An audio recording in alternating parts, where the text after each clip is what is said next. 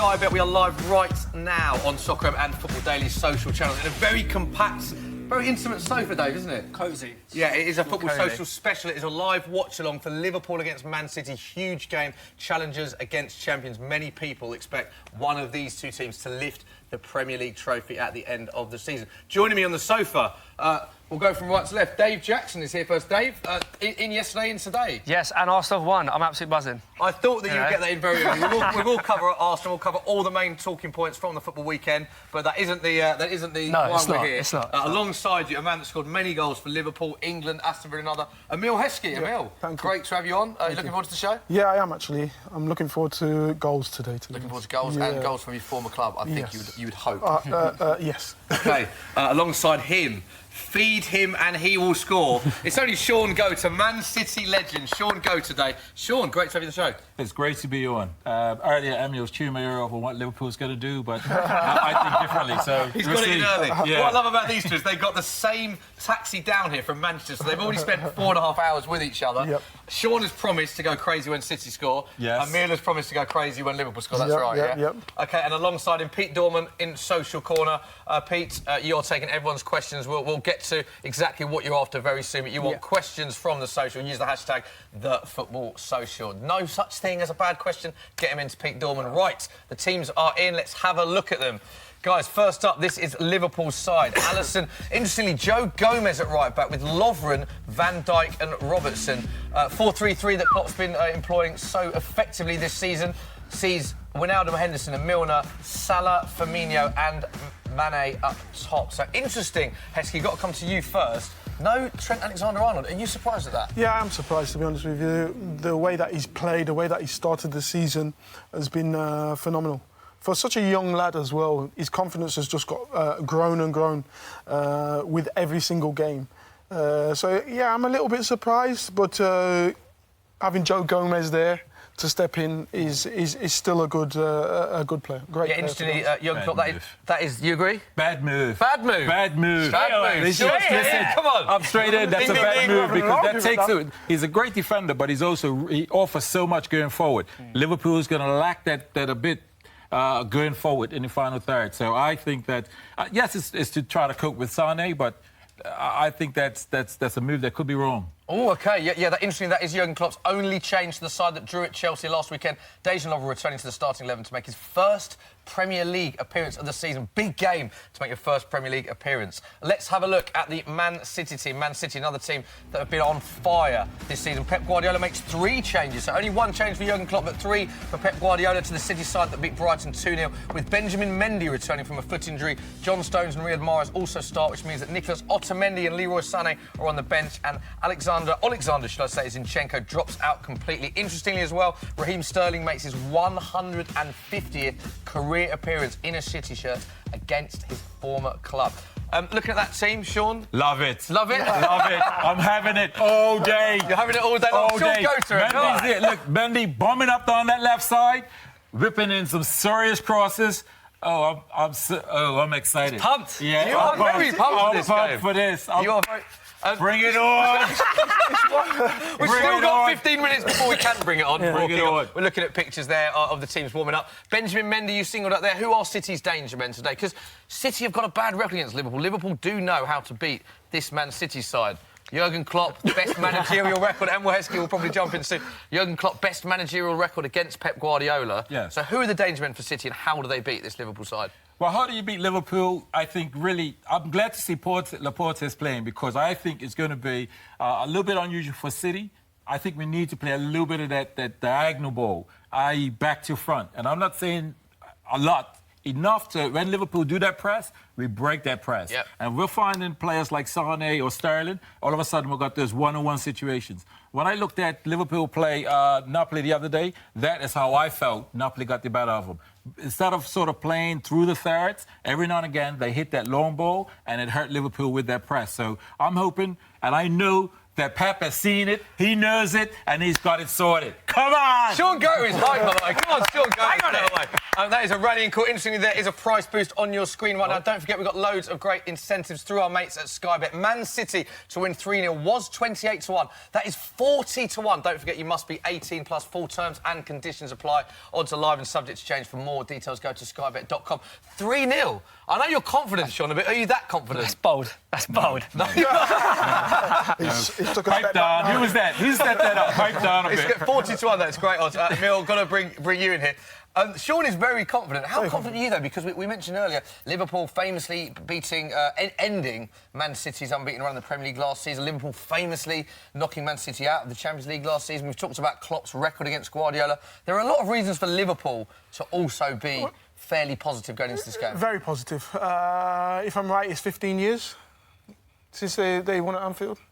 I ain't worrying about all that. It's about today. Shaun was very quiet with that. And I think with the way Liverpool play, the pressing game, the high pressing game and putting people on the back foot, I don't think it feeds well into the way that City play. And like I said, I'm hoping for goals today, and I'm hoping for a 3-2 win. 3-2 win. Right, we'll get everyone's score prediction shortly. Pete, we've got to bring you in. Social Corner. Obviously, a big part of this show. It is a watch-along for Liverpool, Man City, but we'll be covering all the big football stories and updating you on everything as well as news breaks to us. You want the guys at home watching to get involved in this show. How can they get involved? In many ways, Smithy, thanks for asking. We want you guys at home to get as involved as possible, and you can do that by tweeting us your questions with the hashtag #TheFootballSocial, @FootballDaily or @SoccerAM, or even just drop them in the comments below, and I will form my way through them, pick out the best and form my way to the lovely candidates on the sofa. Yeah, interestingly, Mane scored on both occasions when these sides met at Anfield last season and has 4 league goals this campaign, while Aguero has scored in his last 3 games. So Sadio Mane and Sergio Aguero both to score. That is another price boost. Was 6-1. That is now 8-1. So Sadio Mane and Sergio Aguero. Let's talk danger men. Emile, who's your stand-up for Liverpool in this game? I've gone for Mane again. I think Salah is not on his best form. Creates a lot of problems. But I think Mane is the one that is actually relishing taking the lead role at the minute and scoring the goals and getting into the positions that he gets into. I think he's going to be the man to watch. OK. Man to watch for you, Shaun? Well, it's Sergio Aguero without doubt. Come the day, come the moment, come the hour, come the time. Sergio Aguero, he will be the one to make the difference. Oh, Emile's got his hand up. Has he scored against Liverpool? Oh. Well, watch this 90 minutes. I'm glad I'm sat in the middle between Shaun and Emile because it's getting very heated. They have both promised to go absolutely crazy. It's not if, it's when both teams. I'm very confident we're going to see a lot of goals in this game. Yeah. Dave, let's get the neutral's opinion here. Big Arsenal fan. Yes, we'll come to Arsenal later. What do you think of this game? How do you think it'll unfold, mate? I think Liverpool win 2-1. I think I don't know what it is. I get like Pep just kind of. It's almost like. Okay, let me put it this way. I think Klopp loves playing against Man City. You know, he does, like particularly at Anfield, they're going to come. They're going to put such a high tempo, and I think if Liverpool can take their chances, I think they'll win the game. Good question on the output here. Mark is Liverpool. Do you think James Milner has been the greatest free transfer deal in Premier League history? Hashtag the Football Social. Sol Campbell. Thank you very much. We'll brush over that one. I mean, he's not wrong, to be fair. Very good question. Thanks very much, and keep them coming using the hashtag the Football Social. Now, I'll tell you why that's a good question is because, Emile, we were chatting earlier in the green room, and you think that James Milner has been Liverpool's most informed player this season, don't you? Yes, and at this moment in time, he's probably the most informed English player in the Premier League. You think? Could be. The only other one you'll possibly look at is Kane, maybe. Yeah, scored goals, isn't he? Yeah, but has he performed to the highest level? So there's an argument we were talking about with Michael Owen, and there's an argument there saying that James Milner is probably the best informed. At the moment. Yeah, at this moment in time. In addition to that, what I say, James Milner was always so consistent when he was at City. Yeah. He is such a consistent player, and he's just continued that at Liverpool. Yeah. Underrated, for me, he was always like that 8. Gave you that 8 performance, Every week, and he's every just week. gone and done that. So consistent, isn't it, James Milner? These are the scenes at Anfield, as you can see. Always a great atmosphere Love when these two teams meet. Those are the scenes in the stand. These are the players, Man City players and Liverpool players in the tunnel warming up. We are moments away from kickoff, so keep your questions coming in as well. It should be an absolute cracker, this game. Liverpool done some great business this summer, haven't they? I think they've just strengthened in the right positions, in depth, because one of the things that always blighted Liverpool was the fact that when you have a couple of injuries, who comes in and can they do a job? And can they keep that consistency that the others have given? And they've recruited very well to give them that depth in the squad. Yeah, both sides, of course, as we know, unbeaten in the Premier League this season. Both having 19 points, both only conceding 3 goals. Liverpool, 7 points better off and conceded 9 goals fewer than at this stage last season. It's their best start to a season in 28 years. And Man City have lost more Premier League away games and conceded more Premier League away goals at Liverpool than at any other club. Shaun, Gota. Oh, that makes no difference. It's about winning. Not worried about that. I'm not worried about that. These records will be broken. The fact that we haven't beat Liverpool for whatever, we're not bothered about that. We're bothered about today. Pep is one of those managers that he knows that he's got the battle of, say, Jose Mourinho and his battles with him. He knows that Klopp is a quality manager and that Klopp is very close to him. And he wants to dominate Klopp in the same way. Right now, Klopp is probably, well, we know that Klopp has got the one over him. Yeah. So there's competition in there. And Pep wants to see that right and put that right. Yeah, moments away, players are out of the tunnel. We just saw Sergio Aguero looking very relaxed. He always looks relaxed before a game. And interestingly, we mentioned earlier, Sergio Aguero has never scored or won in 9 career appearances at Anfield, 6 in the Premier League. He's made more appearances at Anfield in his European career without scoring than at any other ground. And Sergio Aguero, for a striker in such form with so many goals, that does jump out. I do think that will change very soon. Sergio Aguero, surely a player of his ability, Dave. He's going to change that. You thinking? Sterling as well there. A couple of price boosts on your screen. Liverpool to win 2-1. That was 10-1. That is now 11-1 with Sky Bet. Isn't it? Don't forget, you must be 18 plus. Full terms and conditions apply. Emile, we've seen these scenes at Anfield. I want to ask you, former Liverpool player, we know that the atmosphere at Anfield during the game is like, but what are these moments like as a former player before kickoff? Because Anfield, to me, as an outsider, seems to be one of those grounds that before the game is just electric. It's amazing. It is amazing. You know, Don't have a the atmosphere, the energy that the fans give you, singing before the game and everything. It's just, you know, it just makes your hair stand up on the back of your neck. Does it? It really affects the performance. It does. It's a great. It's a great stadium to play in front of the fans, to be honest. I have to admit, when you hear the Never Walk Alone, it is really special with the Liverpool fans. Yeah. I have to say, there's times I've sat and watched games and I've thought, blimey, the atmosphere is unbelievable. You can feel it. And well done to Liverpool fans. They really make an atmosphere when they're for it. You see the European nights. I'm sure today it's going to be that sort of atmosphere. Well, you mentioned the atmosphere. Let's have a listen. This is the atmosphere now. You can hear You'll Never Walk Alone bellowing out at Anfield. Can I boom?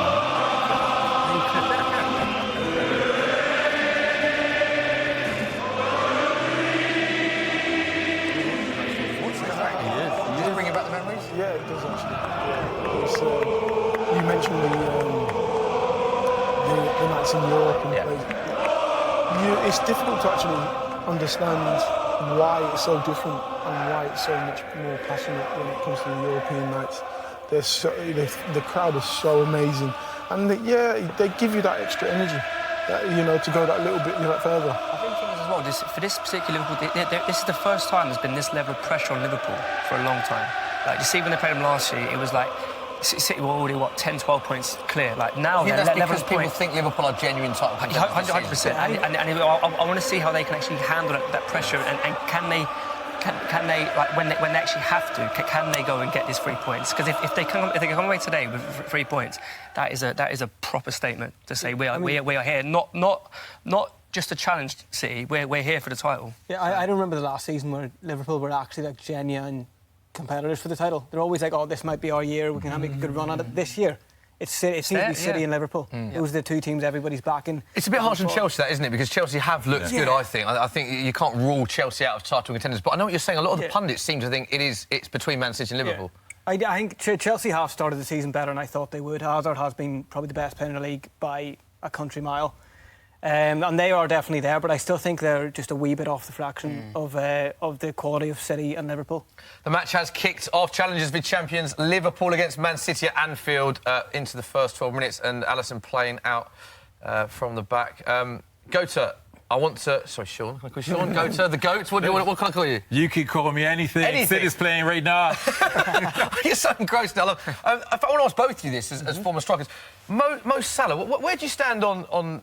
He's a fantastic player, clearly, but people saying that he's not reaching the heights of last season already. And where do you stand on this certain criticism from some periods about Mo Salah? I think Jamie Carragher mentioned something about him actually only being one goal behind where he was. He did, correct, yeah. And that's interesting because I never saw that. But I just think that the intensity that he finished the season at within the league... Yeah.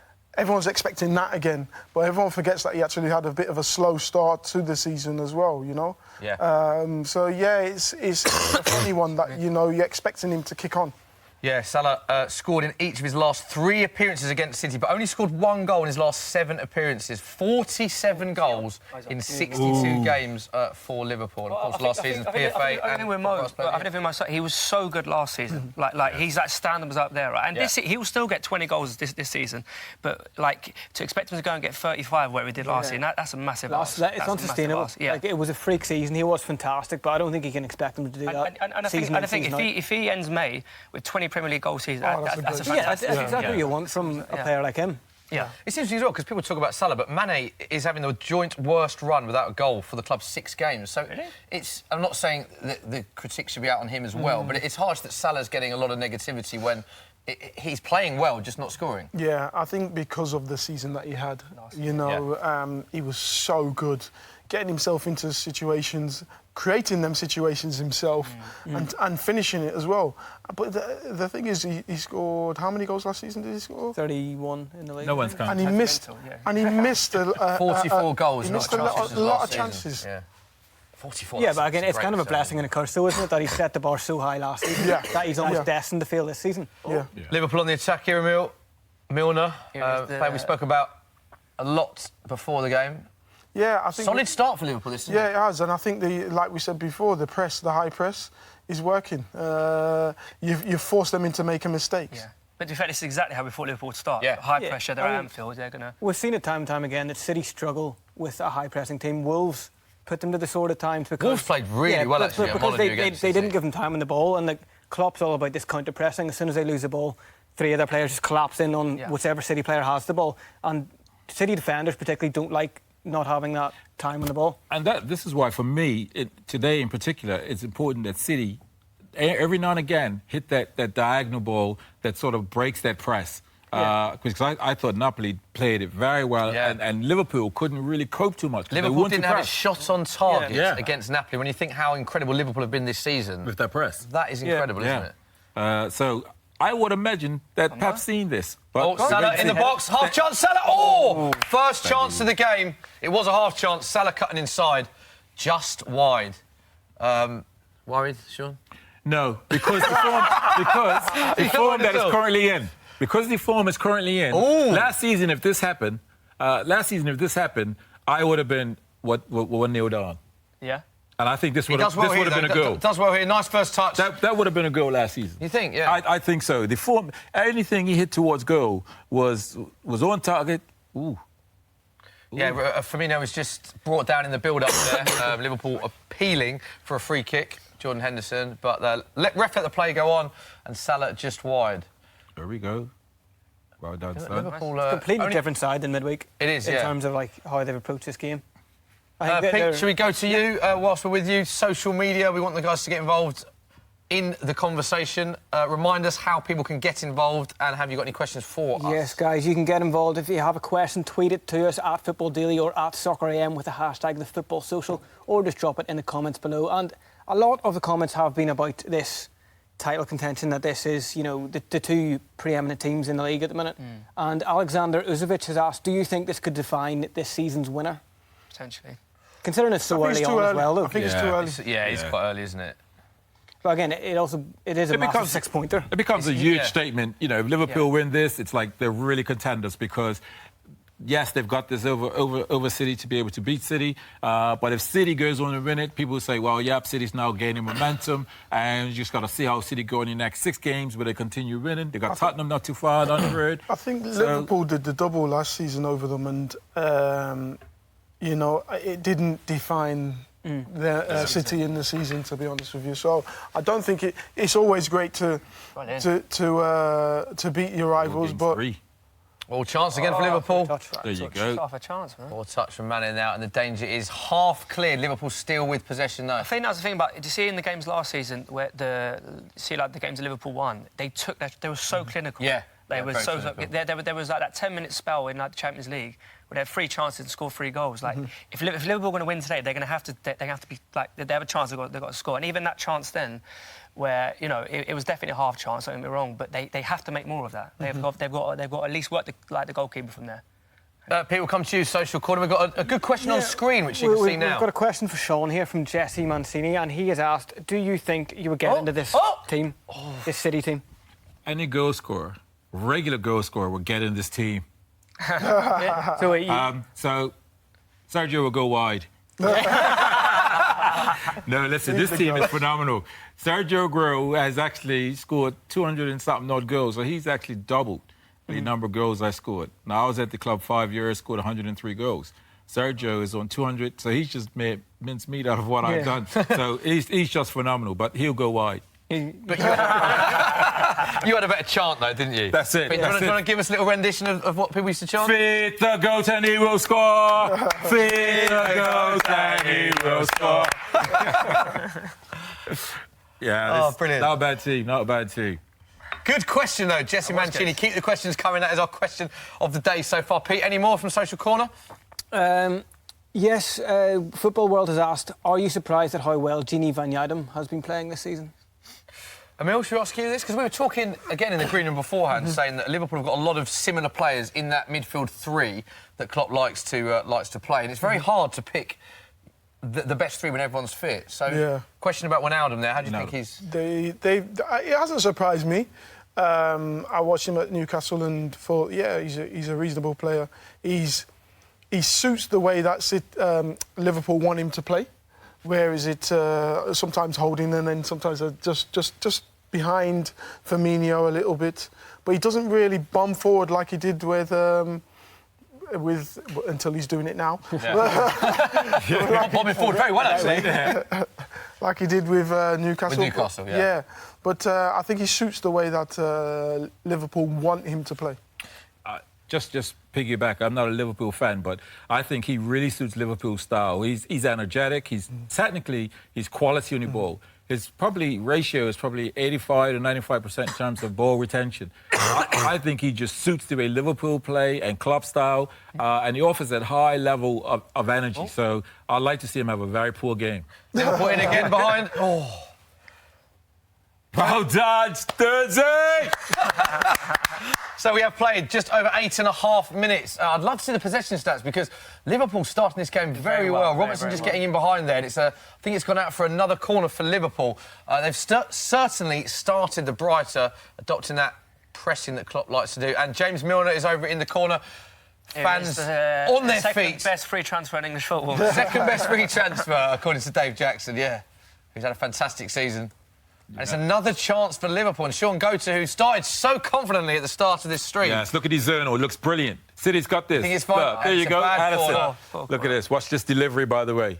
Steady, Danny says. No, he's for me, he's a quality keeper. The modern-day keeper, good with his feet. Crosses like that, if they're too close, he comes and collects nice and clean. Talking about keepers, 2 top keepers on display here, Ederson, Alisson. Who's better? does the sofa think? Yeah. That's a good question. Start with Dave. Should we go I feel around? that Edison now looks like an absolute bargain because when Yeah. they signed him for 35 million, people were like, well, you know, that was like mental money. Yeah. But then obviously like kind of like Neymar happened, and then the whole market just went. Just went And then everything's a bargain after that. And then and now that looks like an absolute snip. Who would I prefer in goal? I would say Alisson. OK. Emile. Alisson. I'm going to say Alisson as well. I think he one of the best keepers in the world for me. Whoa, Shaun? Well, see, if I'm Liverpool, I want Alisson. If I'm City, I want Alisson because Alisson, you need to be able to play with your feet.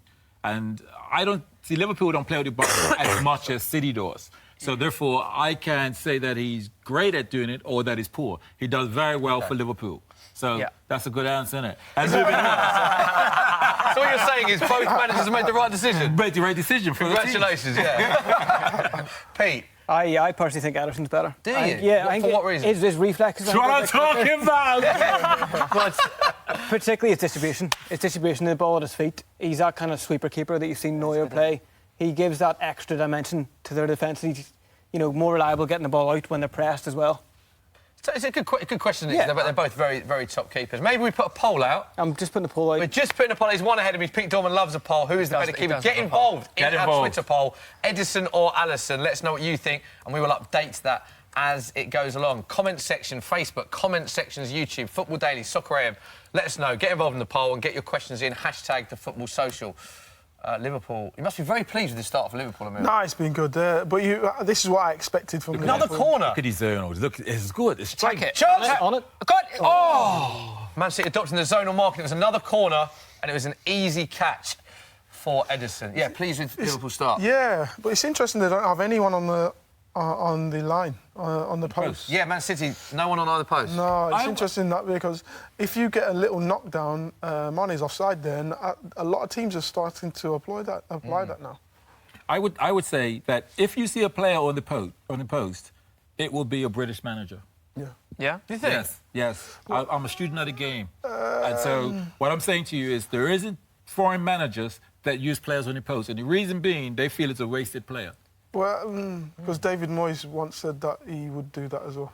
So it goes against what you just said. But when I say British, I mean English and Scotland and foreign managers are the ones who don't put players on the post. David Moyes says he never liked putting someone on the post because he said that if it come out and someone headed it back in 9 times out of 10, you'd catch people offside. Right. And obviously you can't be offside if you're on the post. Yeah. See, so David Moyes is up with it. He's with the programme. Question on screen, Pete. For Emile, this is a good question, this one. This question comes from Rajan Waterman, and they have asked... Good question. Emile, are you proud of the fact that my friend broke his TV when you scored a tap-in for England? No, not scored. Missed. Missed When you a missed? tap-in for England. It's a bit harsh. Yeah, I was, yeah. You know. Was it an Emile. expensive TV? Really good answer.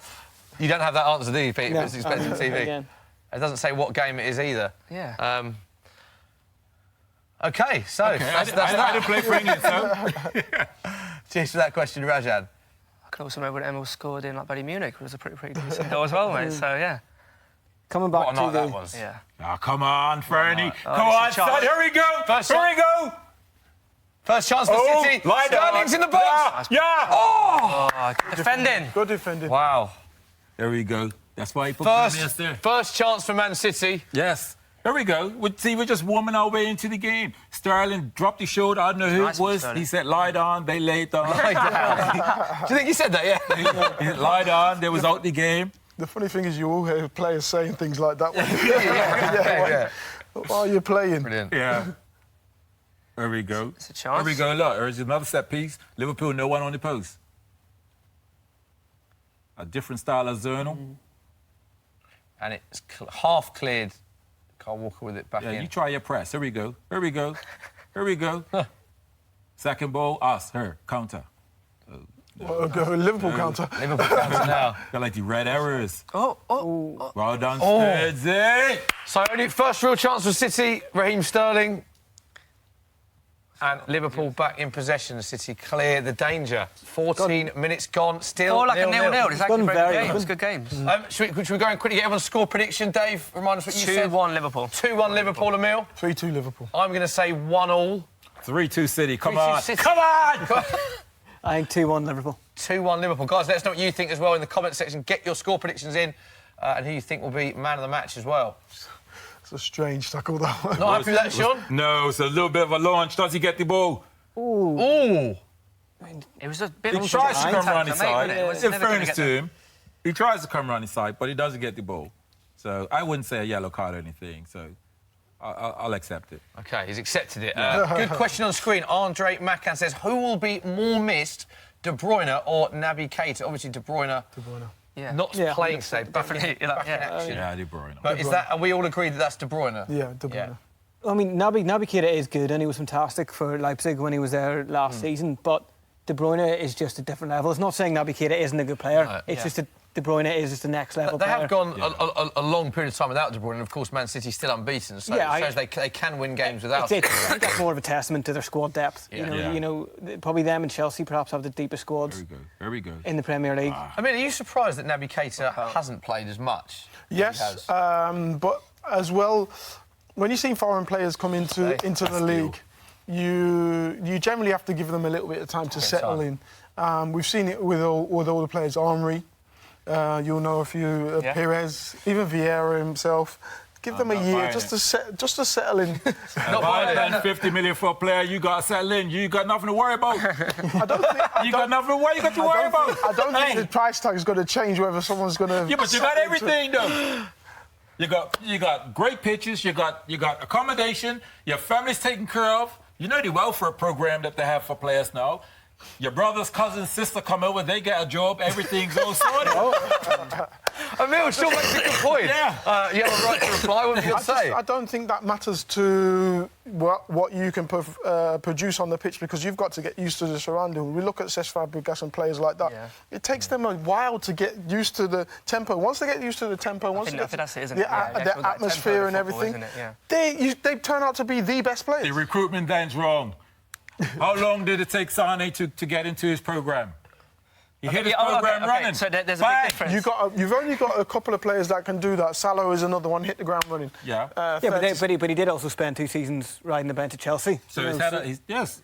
Yeah. So he needed time. Yeah, so you're helping me. There is a question on that from James B, who has asked, is Salah a one-season wonder? No. Yeah, Emile.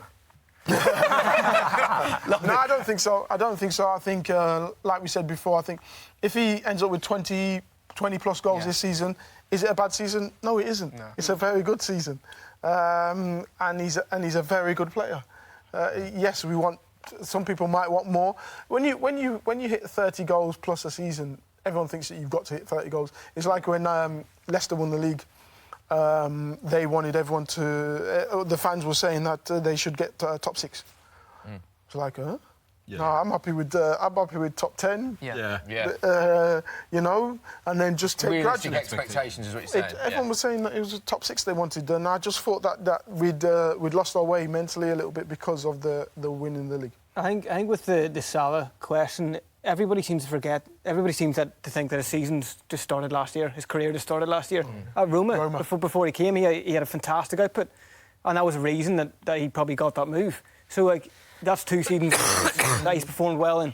He might not be hitting those same heights at the minute, but again, he's got to get 20 goals. Yeah, 19 goals he scored for Roma the season before last. He'll definitely score today. Season. Definitely score today. I'll say it now. Score today. Dave Jackson is calling it. Dave Jackson's predictions: Salah will score today. Free kick. Short corner from Man City.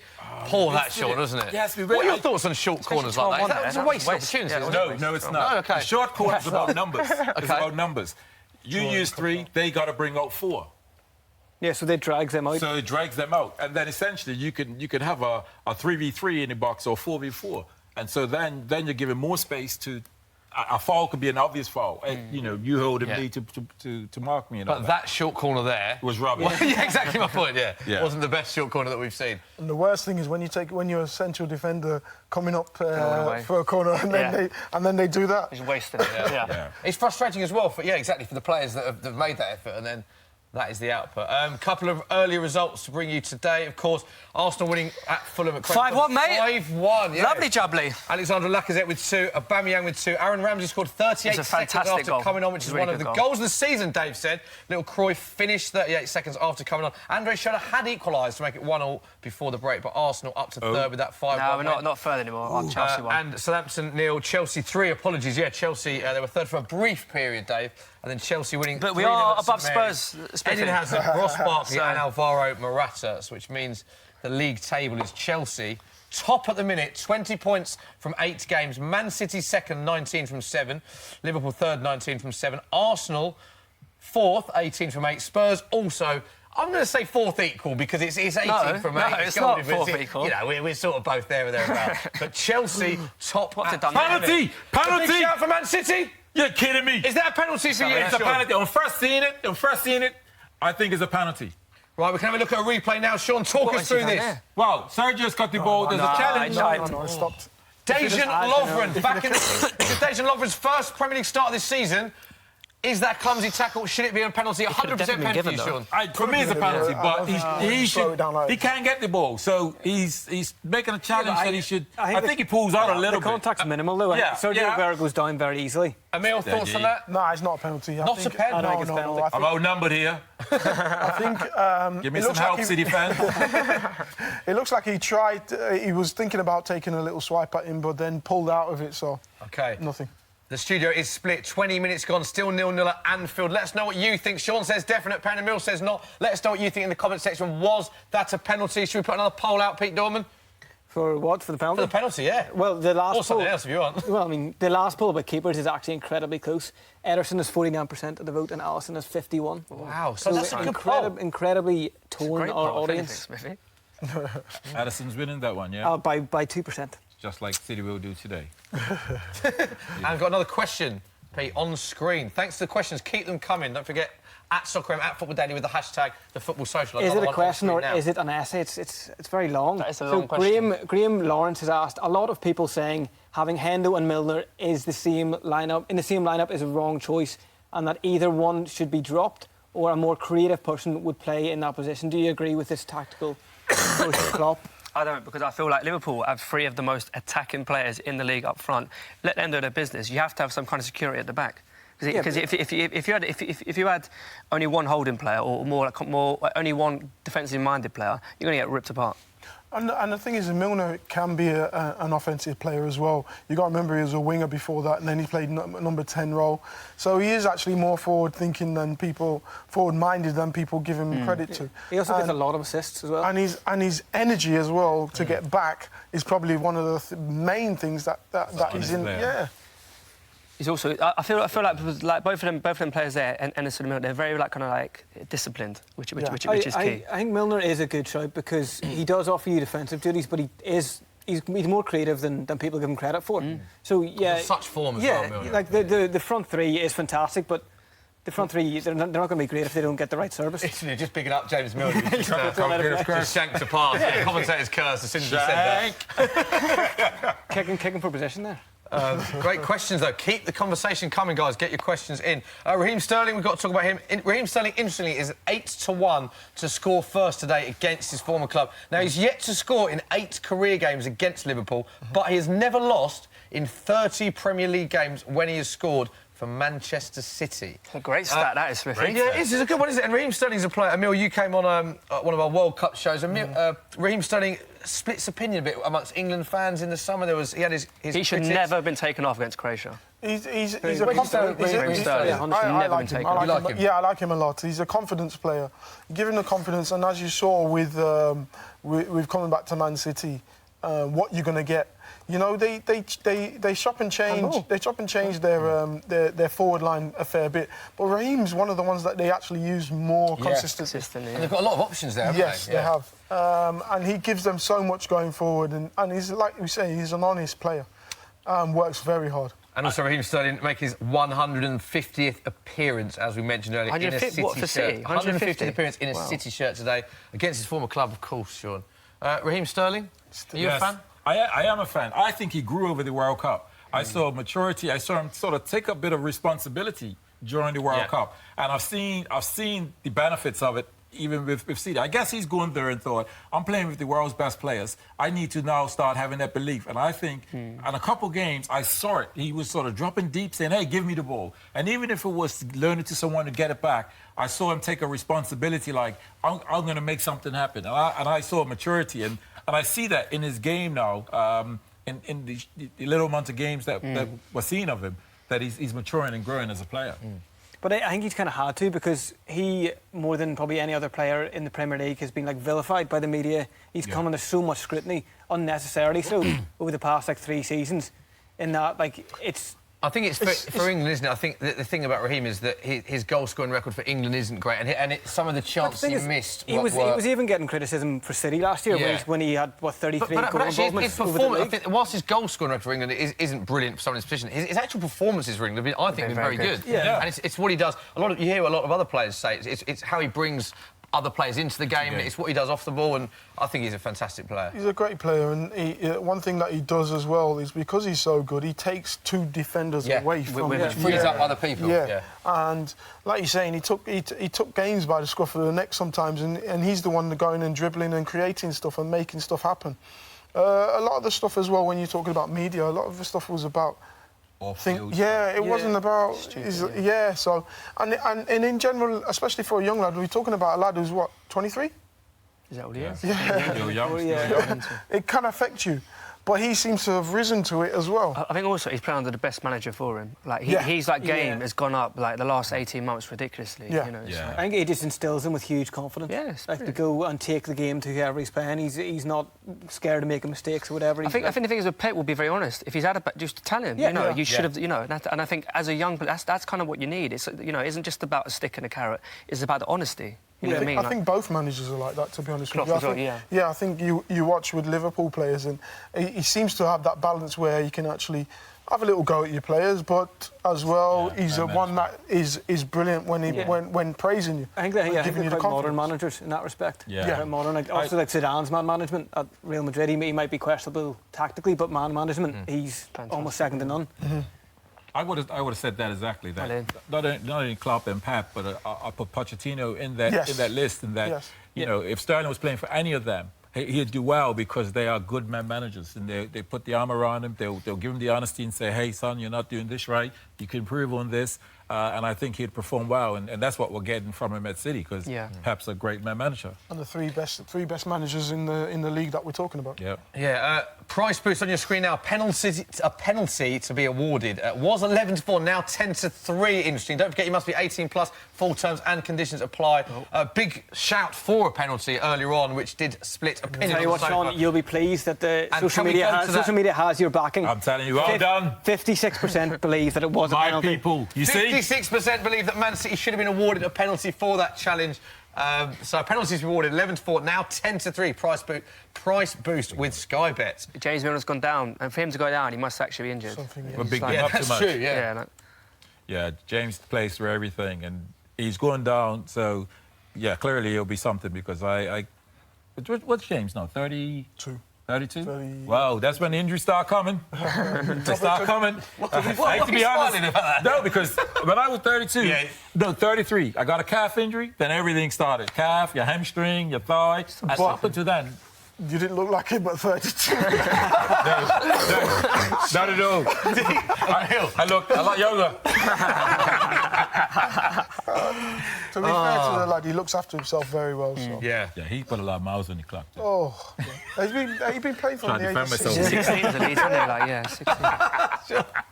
So, Shaun, the first poll went your way then for the penalty. Big penalty shout. Big pan. It's a back spasm, we believe, for James Milner. So he is down, but we're expecting him probably to play on. Pep Guardiola, very animated as he is on the touchline. Two of the most animated gaffers on the touchline, Pep Guardiola and Jurgen Klopp. Still pacing up and down, Pep Guardiola. You mentioned it earlier, two of the best managers around. Who would you have rather played under? That's a great Pep question. Or Jurgen That's a Klopp? very good question. It's a difficult one, isn't it? It's difficult. It's not difficult. You're making it difficult. It's a difficult one. The thing is, you got two managers there for myself that would relish to play under either of them, because the way that they approach the game and approach players and bring the best out of the players. So for me, either. I actually got to play. I got to play in, under Jurgen when James Milner and Stan Petrov did their the game itself. charity game. So what was it like? It didn't do much. It was just.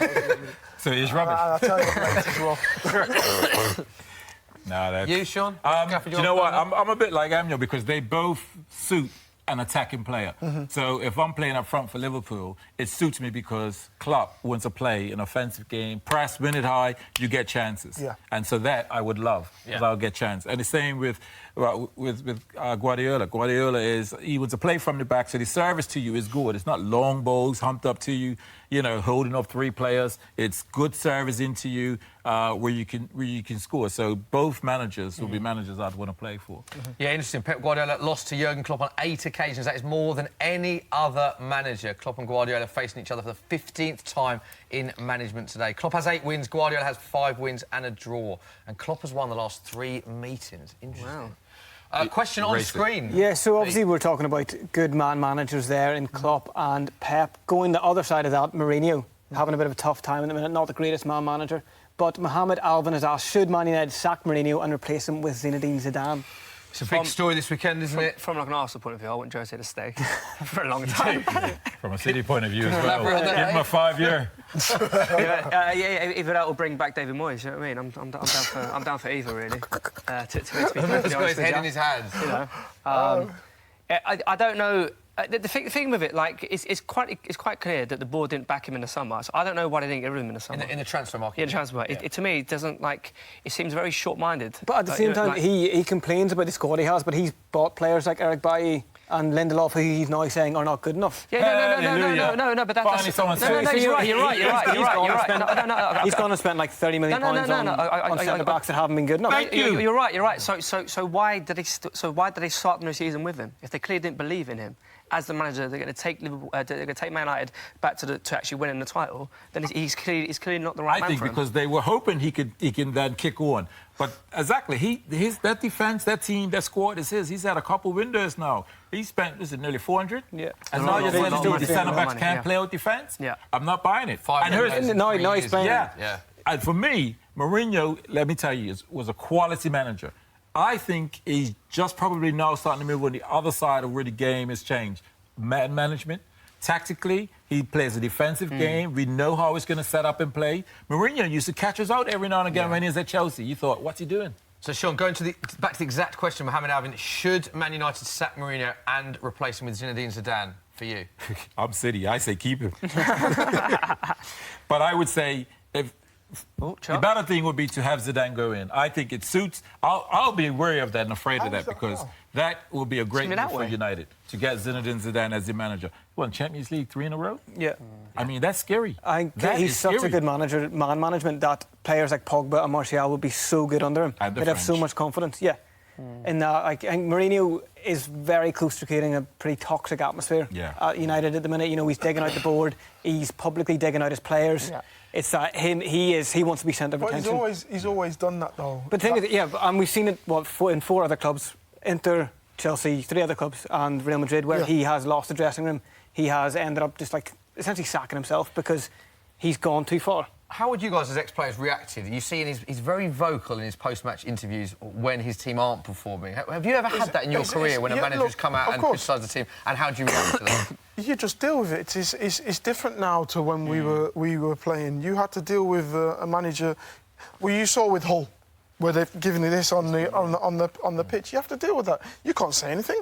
You just got to take it on the chin. And we had the mentality of, all right, I'll show you next time. I'll show you what I can do. But now it's totally different. You've got to be loving. Got to be a little more loving now. That mentality worked really well when he was at Chelsea with Hazard, in that Hazard proved him wrong. But then the season after that, when he was still getting dug out, he flopped. But it's not just Hazard, he did it with Joe Cole, who excelled. He was telling us about did it with Luke Shaw as well, who's taken 2 seasons now to come. Shaun Wright-Phillips, who went from Man City, when he was probably the biggest prospect in English football at the time, to Chelsea and started really well, but then slowly started to fade a little. And also, if you look at the players he has nurtured at Chelsea, like De Bruyne, Lukaku and Salah. Yeah. You know, It's interesting, isn't it? From chatting to a lot of Man United fans that I've spoken to, a lot of people think the problems aren't just Jose Mourinho. There's bigger problems at Man United with the board and things like that. I mean, I don't think just getting rid of Jose Mourinho solves all of Man United's problems. I do think it's about 60% of the problem, though. In that, if you get a man manager in that, Zidane is not a long-term manager. There's no way about that. But the modern game doesn't really cater to long-term managers now. You know, it's 3, 4, 5 seasons. No, it's not. And you need a quick turnaround. You need instant success in a club like United who expect success. Zidane will come in. I think just change a different aura about the dressing room. They'll enjoy football again. They don't look like they're enjoying even the same group of players, they're still a long way off these two teams now. They're still a long way. Even if you had a Zidane or you had... I think attackingly they're good. It's a problem. You don't understand why the board's a problem? Because if they've given him these 3 windows and backed him, Yeah. why are they a problem now? Because of this last window? That's why I don't understand. That's your team. Your team should be closer to City, to Liverpool after 3 windows. So I don't understand. For me, I think it's a cop-out to say it's the board. But, well, the thing is, with City and Liverpool over the past, 3 seasons or whatever, they've pinpointed where their weaknesses were. City went out and spent £150 million on wing-backs. Yes. Liverpool went out, got a keeper, got Van Dijk. They've strengthened where they needed to strengthen. United haven't bought world-class centre-backs or replacement for Valencia. Luke Shaw has, he's come good, but they haven't bought another left-back. They've bought attacking players. They've bought the same type of players that they already have, like bringing in Alexis Sanchez, paying him $350,000 a week. Silly. When they have players like Rashford and Martial. Is Mourinho's gripe, though, is that he wanted to bring in those players. They were linked with 5 centre-backs over the summer, but the board didn't back him in this particular window. Why would they give him more money to sign more centre-backs when he signed? But they did need a centre-back. I think but he's already signed. Yeah, no, 100%. But from the board's perspective, he's already spent £65 million on centre-backs who he now thinks aren't good enough. Do you think Sanchez, Lukaku and Rashford, Jesse Lingard are that much worse than this front 3 of Liverpool or front 3 of... I personally, I think if you get them playing well, they're fantastic players. The thing is, United going forward have immense attacking power. At the minute, they're not playing, they're not showcasing that. But the players they have are immense attacking ability. The problems come with their defence.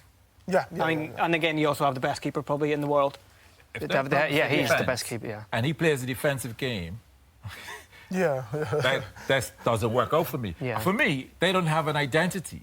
That's normally a valid point. I mean, you look at Liverpool, you know what Liverpool, they press, they play attacking football, they're in your face, good tempo, City, possession-based football, playing through the third. Yeah. You have identities. I don't know United's identity. Yeah.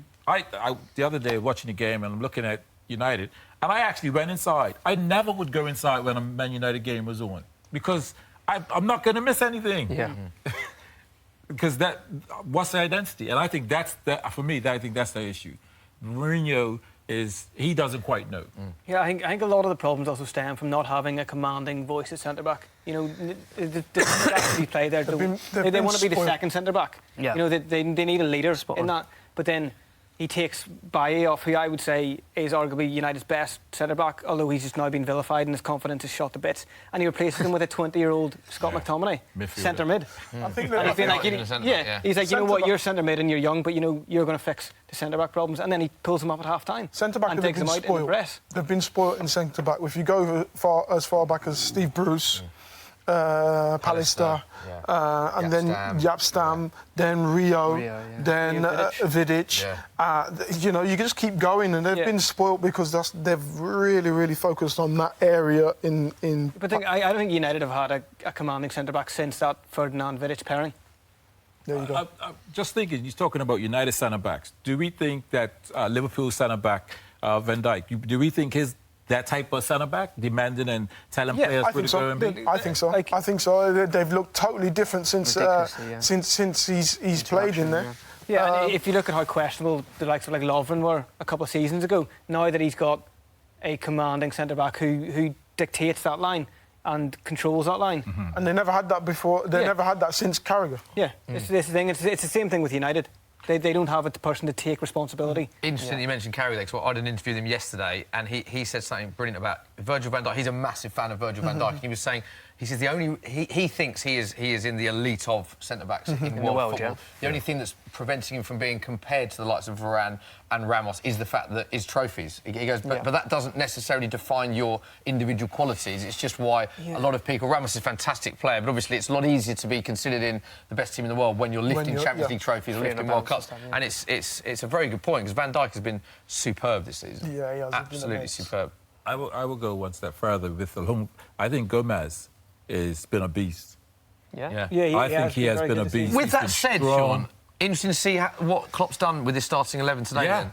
Yeah. I mean, again, playing out there, he obviously feels and knows he's got the ability to do a sound job and keep City's wide player quiet. But that pairing, normally you don't ever mess up a centre-back pairing that's doing well and solid.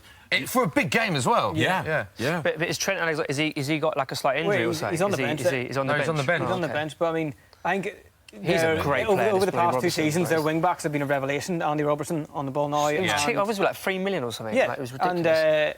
And of course Trent Alexander-Arnold. You know, they've been solid defensively, but going forward, I think they've been really impressive. The balls they've been putting in, teams just don't know how to deal with them. Yeah. Watch this here. Chance for Man City, let's get a slight dub chance in, out but- wide, Riyad Mahrez, it is cleared. Yeah, that is the only change for Jurgen No, but Klopp's the side. thing we're just talking about there, so like Van Dijk had to come across them, right, and he was pointing to his other centre, get there. Get there. That's the kind of thing we were talking about, that almost like the two Man United said, they don't have that. Yeah, they get so you end lost. up like, so you end up just conceding cheap goals. Yeah. I mean, well, the space against Newcastle yesterday, the space Muto had to take the ball down, turn and shoot, it was like schoolboy defending.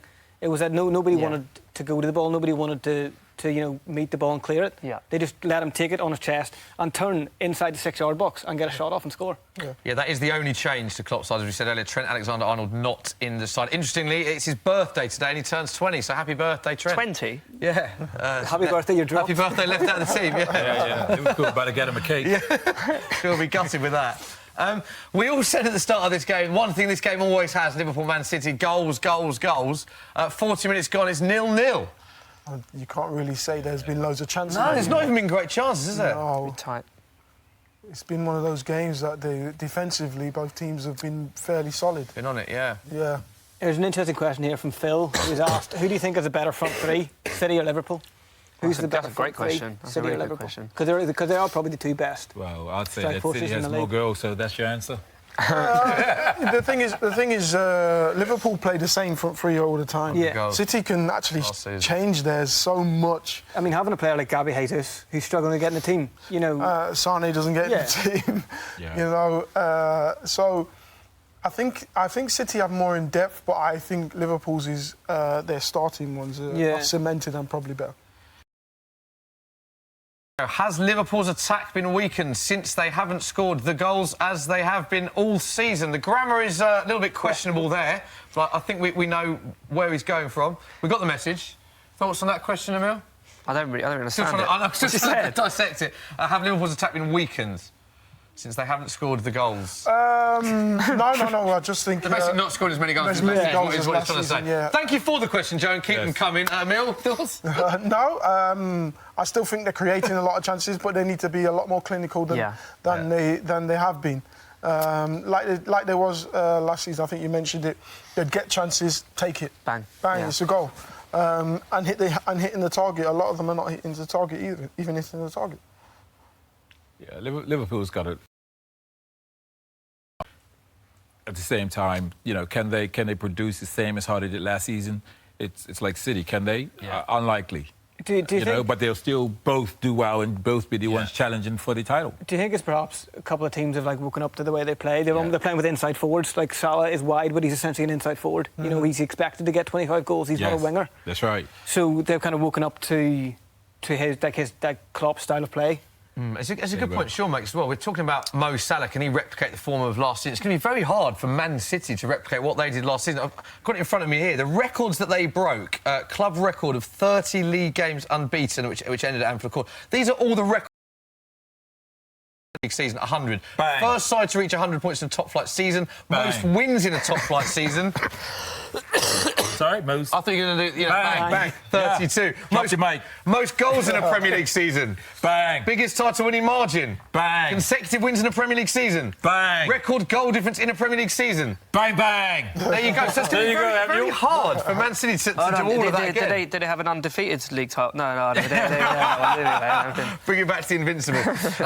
Invincibles or Man City last season? Definitely. I wouldn't say Invincible, wasn't it? You know what I mean? But I think the thing is, interesting game though. That would have been a good, great game. Yeah, that would have been a good game. That would be a good game. Great Because game. defensively, Arsenal at that time. I think the thing is, amazing. I think the thing with Arsenal as well, like we wouldn't set up to beat them. We'd just play. Yeah. Whereas Pep would go, okay, I would stop Thierry that way. I would stop, you know. So it'd be a really good game. Speaking of interesting games as well, this brings us nicely to this question that is on the screen now. Packerman says, who would win in a match from Liverpool's 2005 Champions League squad? That's a very good question. Liverpool's team That's a now. very good question. Emile, as an ex-Liverpool player, what do you think for that one? That's a very tough question to answer, isn't it? Yeah, Really? it's a tough one, isn't it?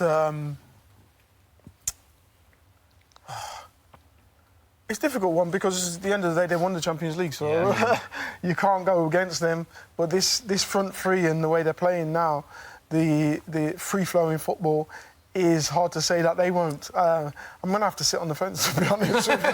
It's because Liverpool's team, that team that won the Champions League for Liverpool, notoriously, a lot of people did say there wasn't many world-class players in that. There's probably more in. There's more now, but quite rightly, one of Klopp's biggest critiques is that he hasn't won a trophy. I think the thing with it, like this front three against someone like Buddy Traore, it'd be disgusting. Like, with all due respect, he's still won the Champions League, so you know you can't. But with Stevie G in your team, anything is possible. But then you tell someone like Jordan Henderson, just do a job on Gerrard. You know what I mean? And then the rest would take care of itself. Milner. You know. One of the best players you played with in your career, you said earlier, Steven Gerrard. Yes. Just a driving force from midfielder. From midfield, you pass the ball to him, and he's the one that's going to drive. And there's not many midfielders now, central midfielders now, that you give the ball to, and they go past players. They take their midfielder on. Box to box. But it's not even the box to box. They drive with the ball and they create stuff. Yeah. They open things up. Ball progression. Yeah. From defence through the lines. You know, Stevie could get the ball on the edge of our box and then drive, and he's next to me. He's at the edge of their box because he had this long, gangly stride, and it was just got you going. Eden Hazard, particularly when he plays in that central role, is fantastic. Yeah, He's fantastic at finding space where there's no space and drawing fouls and progressing the ball forward. But there's not many who do that. No. Yeah, for me, he was all round. He could do exactly that. Drive forward, like how Yaya Toure used to do for City. You think, powerful. Yes. He also had the goals outside the box. He had a tackle in his game. He had that leadership commanding from his team.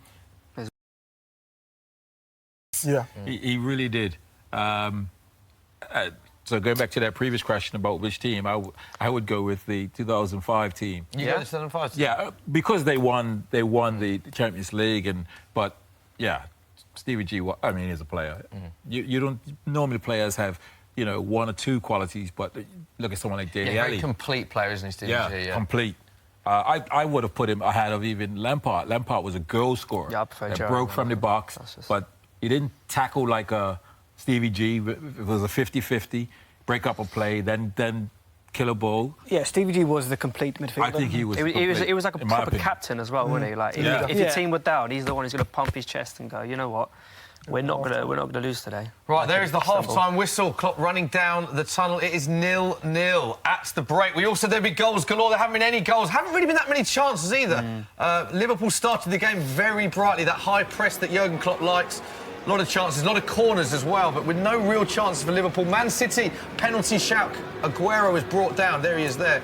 But the ref didn't give that penalty. We think it might have been a penalty. It did cause some debate in the studio, but no real chances after that. And it does go to the break at 0-0. Yeah, so guys, goals come from Shaun. You're adamant there's going to be goals galore for your beloved City. Well, yeah. See, City just have to play their way in the game, and this is all. We are the better. City are happier with the halftime.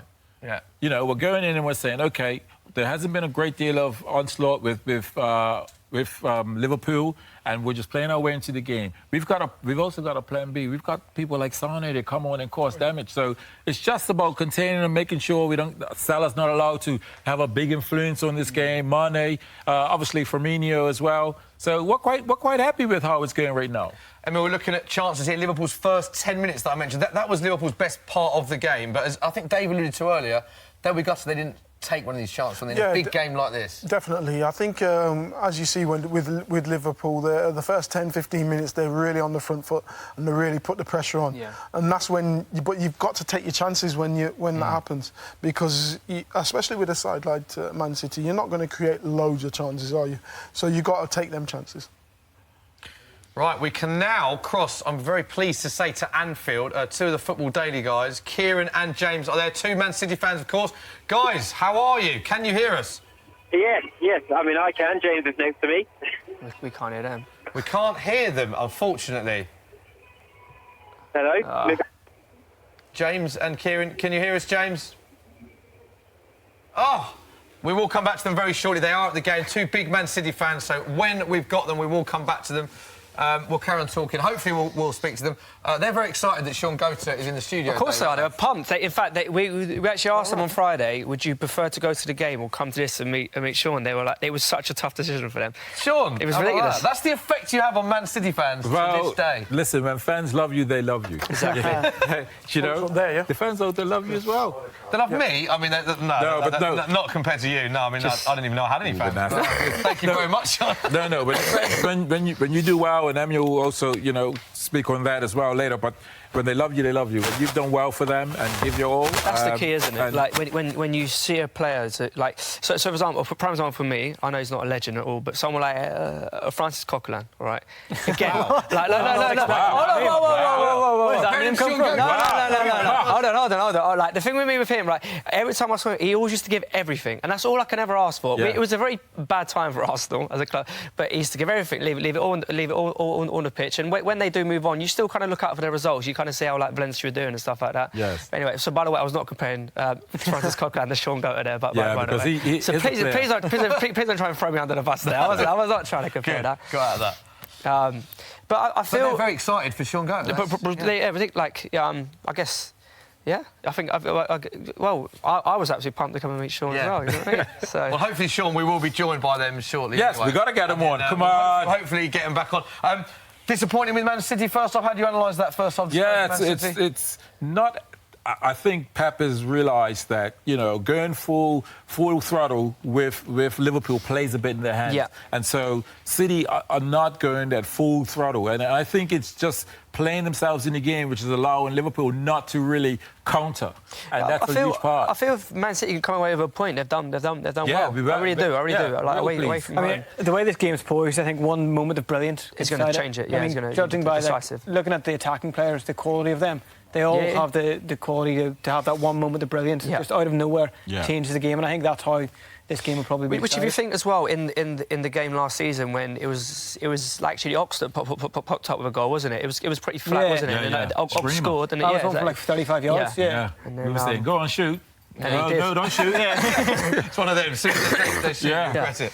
Any more questions from social? Thank you ever so much for getting involved in the chat. Keep getting involved in the conversation. Nick Evans on YouTube has said score will be 0-0. Well, let's hope not. Thank you, Nick. There was a question on screen a while ago that said, with Salah underperforming in front of goal this season, who will be the top scorer in the league? Premier League Golden Boot. So we got Eden Hazard's got what, 7 Eden's now? got 7 and 6. 7. Kane, how many Kane got? Yes, Sturridge got 5, I think. 5 or 5. Hazard is 7. Kane's got what? Lacazette must have a few now. He must have at least, because he scored 2 again today. Yeah. Thing is, Hazard's not scored 20-something goals. It's going to be difficult consistently. But what I like what his manager's done is actually put that target on him. He said he could score 40 goals. So to go out and do it. So he's put it out there because players normally, and Emile could probably speak.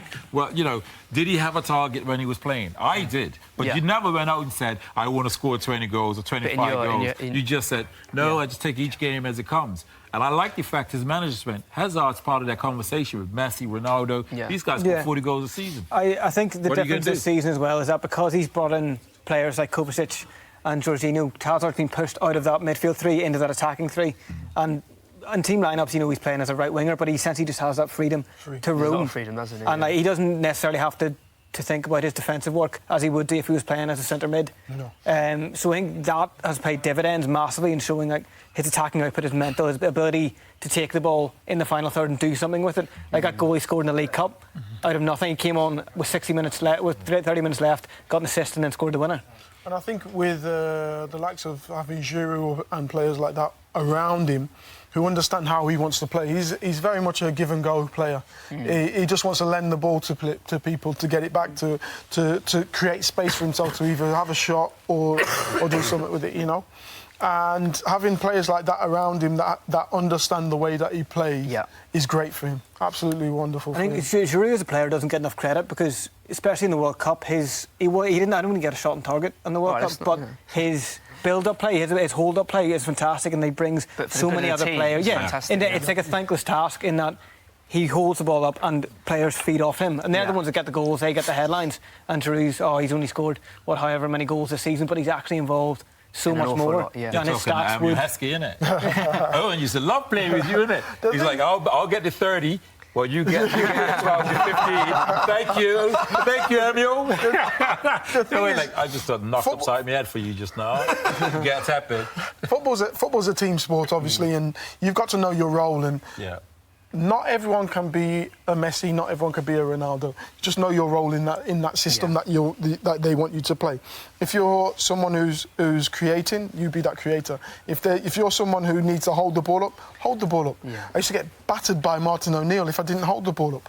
And that's what you need because you need to know what the manager wants you to do. And if Giroud gets picked all the time. 100%. He's not getting picked because he's not scoring goals. He's getting picked because he's doing something right. He's doing what the manager wants him to do. Eden Hazard as well in his post-match recently about how much he loves playing with Giroud because he does all the ugly stuff and the way that they play. And also, interestingly, I thought in the World Cup was that people forget France didn't start with Giroud in their first game and they didn't win their first game and they played with a 3 and it didn't quite work. Giroud in the second game and he started every other game and look at how it freed up Mbappe and other players and what happened here to win the World Cup. Because they know, the ball's going up to Giroud. They know they can just play off him. They're either knockdowns or he's going to hold it up, lay me in. They know that they can just make runs. When it's keep coming back, they're not going to make the runs. They're just going to stay out wide. They're going to cover themselves. Particularly in that French side, he offered a completely different dynamic as a player. In that Mbappe, Dembele, they're kind of similar players. And they didn't have a formation or a system when they played as those three Romans. Giroud was that target man, and the other players they just fed off him. Interesting price boost on your screen now. Henderson to be carded 2-1 is now 5-2 with Sky Bet. Don't forget, you must be 18 plus. Full terms and conditions apply. We're just looking back. It is half-time, of course, if you've just joined us on Football Daily or Soccer M social channels. 0-0 still at the break. And we're just having this conversation. There's not been great chances. So, Emile, does Jurgen Klopp change it? Will he be happy with this? What are your thoughts on what he'll be saying at half-time now? I don't think he'll change it. One thing they need to be careful of is generally when it comes to Liverpool, the beginning of the second half they're not really at it like they were at the beginning of the first. They feel I don't know if they invite pressure on, but it seems the pressure seems to mount on them. So you don't want to invite pressure against a Man City side, someone who can tear you to bits like they do. Shaun, I would like Guardiola's perspective as the away team. Would he be happy with the point? Do you think, Pep Guardiola? Or I know it's not in his mentality to go out and play for a draw. Yeah, because you can't ignore the history. The history is that City hasn't won there for some years. I think it may have been a time when I was around 2002. And you scored. Long ago, It was that long time ago. Black and white TV. So City will be happy with the draw. But I think that it's not a bad thing, actually, if Klopp goes in and says, listen, we've got to raise the tempo, do this, do that. And this can play into City's hands because then it allows City to be able to play a counter-attack game and catch, Liverpool on the attack sometimes. Just watching the scenes now at half-time. Robbie Fowler, a Liverpool legend, former player of both clubs, of course, with Ian Rush at half-time. What a player he was, Robbie Fowler. Unbelievable. I played with Robbie and one of the best, probably the best finisher I played with. And that's big praise because he's played with a lot of good players. Particularly Owen as well. Yeah, he's Robbie Fowler's always scored natural. against Arsenal. Natural finisher. Just knew where the goal was. Yeah, natural finisher. Some of the goals that he scored, and even in training, you watch him. Oh, Emile, we're going to do this. Bang. Okay.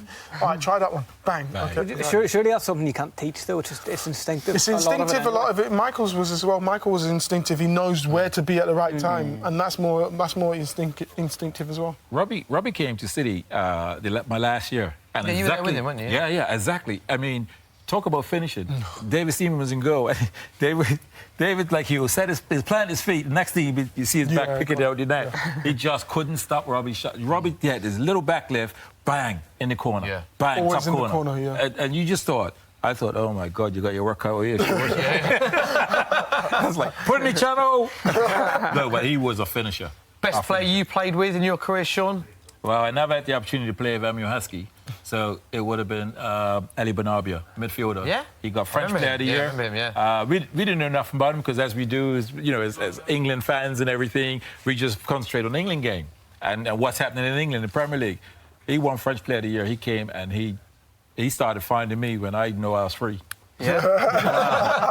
He was quality. Left foot, right foot. Normally you get a player, and Emile will vouch for this, you get a player and you go, when it's on his right foot, you can make the run. It was on his left foot, I could make that run, and he could still deliver that pass. It was quality. For me, out of the players I've played with, I played with George Weah as well, he could get into this current team. Really? Yeah. Wow. Elie Benarbia was this type of player in terms of, like, the David Silva player, the cute pass, but he needed the player to make the run. Okay. I remember this was towards the end of my time. Anelka was like, I ain't making that run. Give it to me and I'll go cross 3 players. Yeah. So he actually killed Elie's game. Oh, really? Elie Okay. liked a player like me. I just make that run and he could just slide it and find that pass. So he was quality. If he would make this current team, who would he replace? Who would he replace? Because, again, that's a pretty Gundogan phenomenal... is not in the team right now. It's an easy one, eh? Well, I mean, in terms of, like, the creativity in their midfield three, it's fantastic. Yeah. And you still have Kevin Bruyne come back from injury as well. Yeah. Well, So just like for both managers now, who has got the better players on the bench to change this? Like, because obviously we've got Sané on the Man City bench. Who have, like, Liverpool got that's actually going to, from, like, an attacking point of view? Because that's the thing, like, their front three is amazing.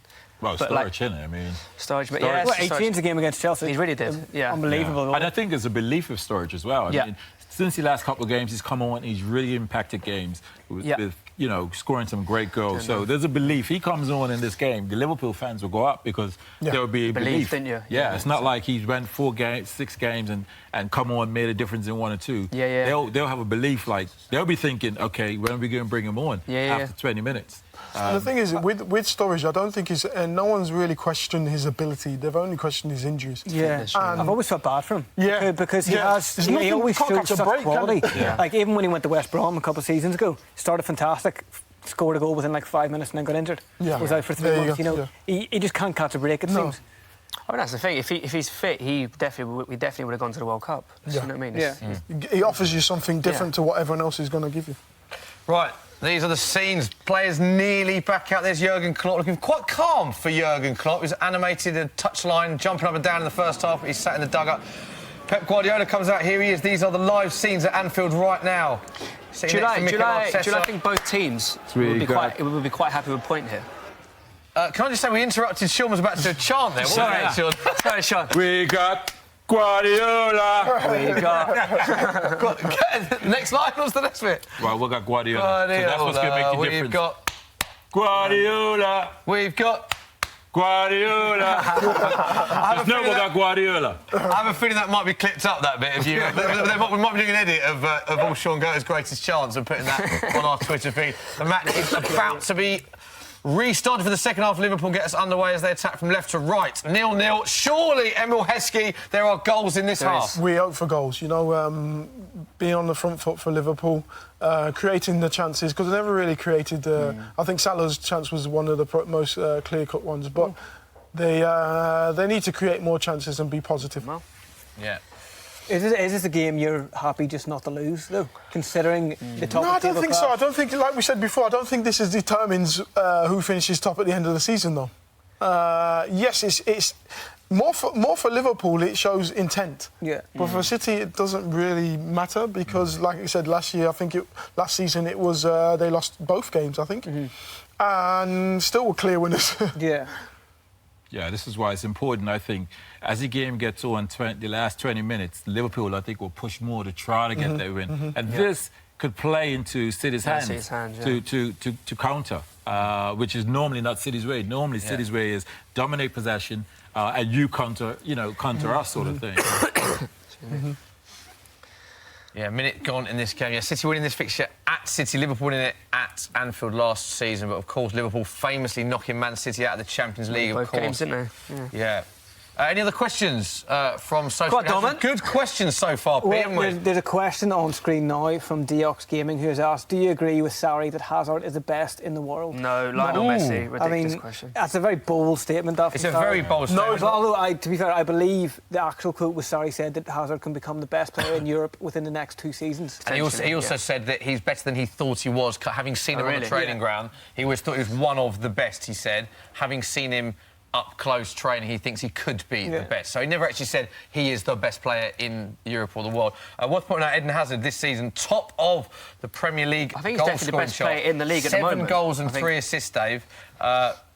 Aguero's on 5, Kane's on 5. How about Lacazette? Mitrovic is on 5, and Glenn Murray is also but how about on Lacazette? 5. Lacazette is on 4 with Arnautovic, Aubameyang, Raheem Sterling, Sigurdsson, Josh King, Richarlison, Mane, Lukaku. There's a lot of goal scorers on 4. But Eden Hazard, 7 goals, 3 assists. There's no doubt Eden Hazard has been on fire this season. Where do you rate him, Shaun, compared to the best in Europe right now? Yeah, he's... Because the mould was broken in the best awards with Modric winning it. It wasn't Ronaldo Messi again, which was that was a big moment, wasn't it, for European football? Yeah, and in regards to Hazard, I think he's just needing to add that consistency of goals because his ability is up there. You saw the goal the other day was against Liverpool where he makes this run. He gets the ball and you just think, there's no danger. And then all of a sudden there's a change of pace, a drop of his shoulder, cross 2 players, third player, and you just think, blimey, this, Out of nowhere as well. Yeah, out of nowhere. So if he adds these goals, and I think that's a smart move by his manager to say, he could score 40 goals and put that challenge on him because I think football, he's comfortable. He playing a game, Chelsea win, he plays well. Chelsea lose, he still plays and performs decent because he's a quality player. But he's put a challenge on him, and I like that to see what he can do because for me, he should be breaking into that conversation. Ronaldo, Messi, Hazard. And then when people say Hazard has scored, 35 goals or 40 goals, well, you have to say, well, why is he not one of the best now? Why is he not winning the Ballon d'Or, etc.? I think he's like kind of the second tier of elite footballers. There's like Messi and Ronaldo, but then below that you've got Suarez. You've got Suarez, you've got Mbappe, The Neymar. Bale last season with his... I think Bale needs to kick on a bit more this season. I think because again he's had such a tough time. Injuries, though. Kane in that category? Put Kane in that?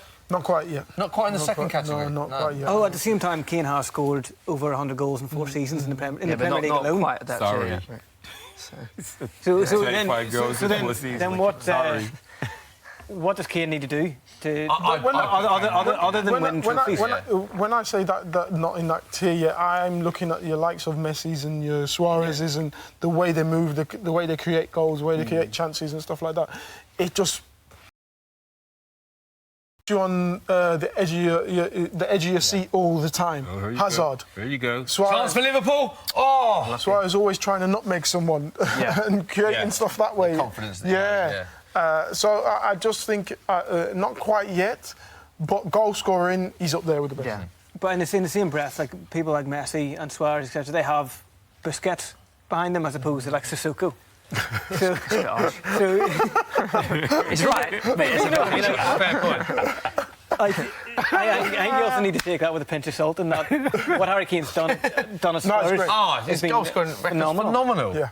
Golden Boot Premier League, Golden Boot Premier League, Golden Boot World Cup. But to be honest, this is generally not me trying to dig him out, but surely he has to win. So maybe he has to leave Spurs to actually be like. No, I don't agree with that. I don't get the argument yet. I don't get the argument Messi or Ronaldo have to win a World Cup No, I'm not talking about World Cup. I'm on about maybe just win a league, there's players a that Champions choose to, League. Matt Letizia chose to stay at Southampton. I'm not putting him in the same but bracket as he's Harry now Kane, not but on he was tier. never likely to win with a all due respect, trophy Matt at Letizia, Southampton, was he? Do you see what I'm saying? It depends who you play for. But what we're saying is like for him to be considered But also, at maybe that tier 2 level. If you look at the question of, say, England all-time greatest midfielder, centre mids, the three that come up are Gerrard, Lampard, and Scholes. Yeah. And Gerrard reasonably consistently tops that, even though his trophy cabinet is a lot less than the other two.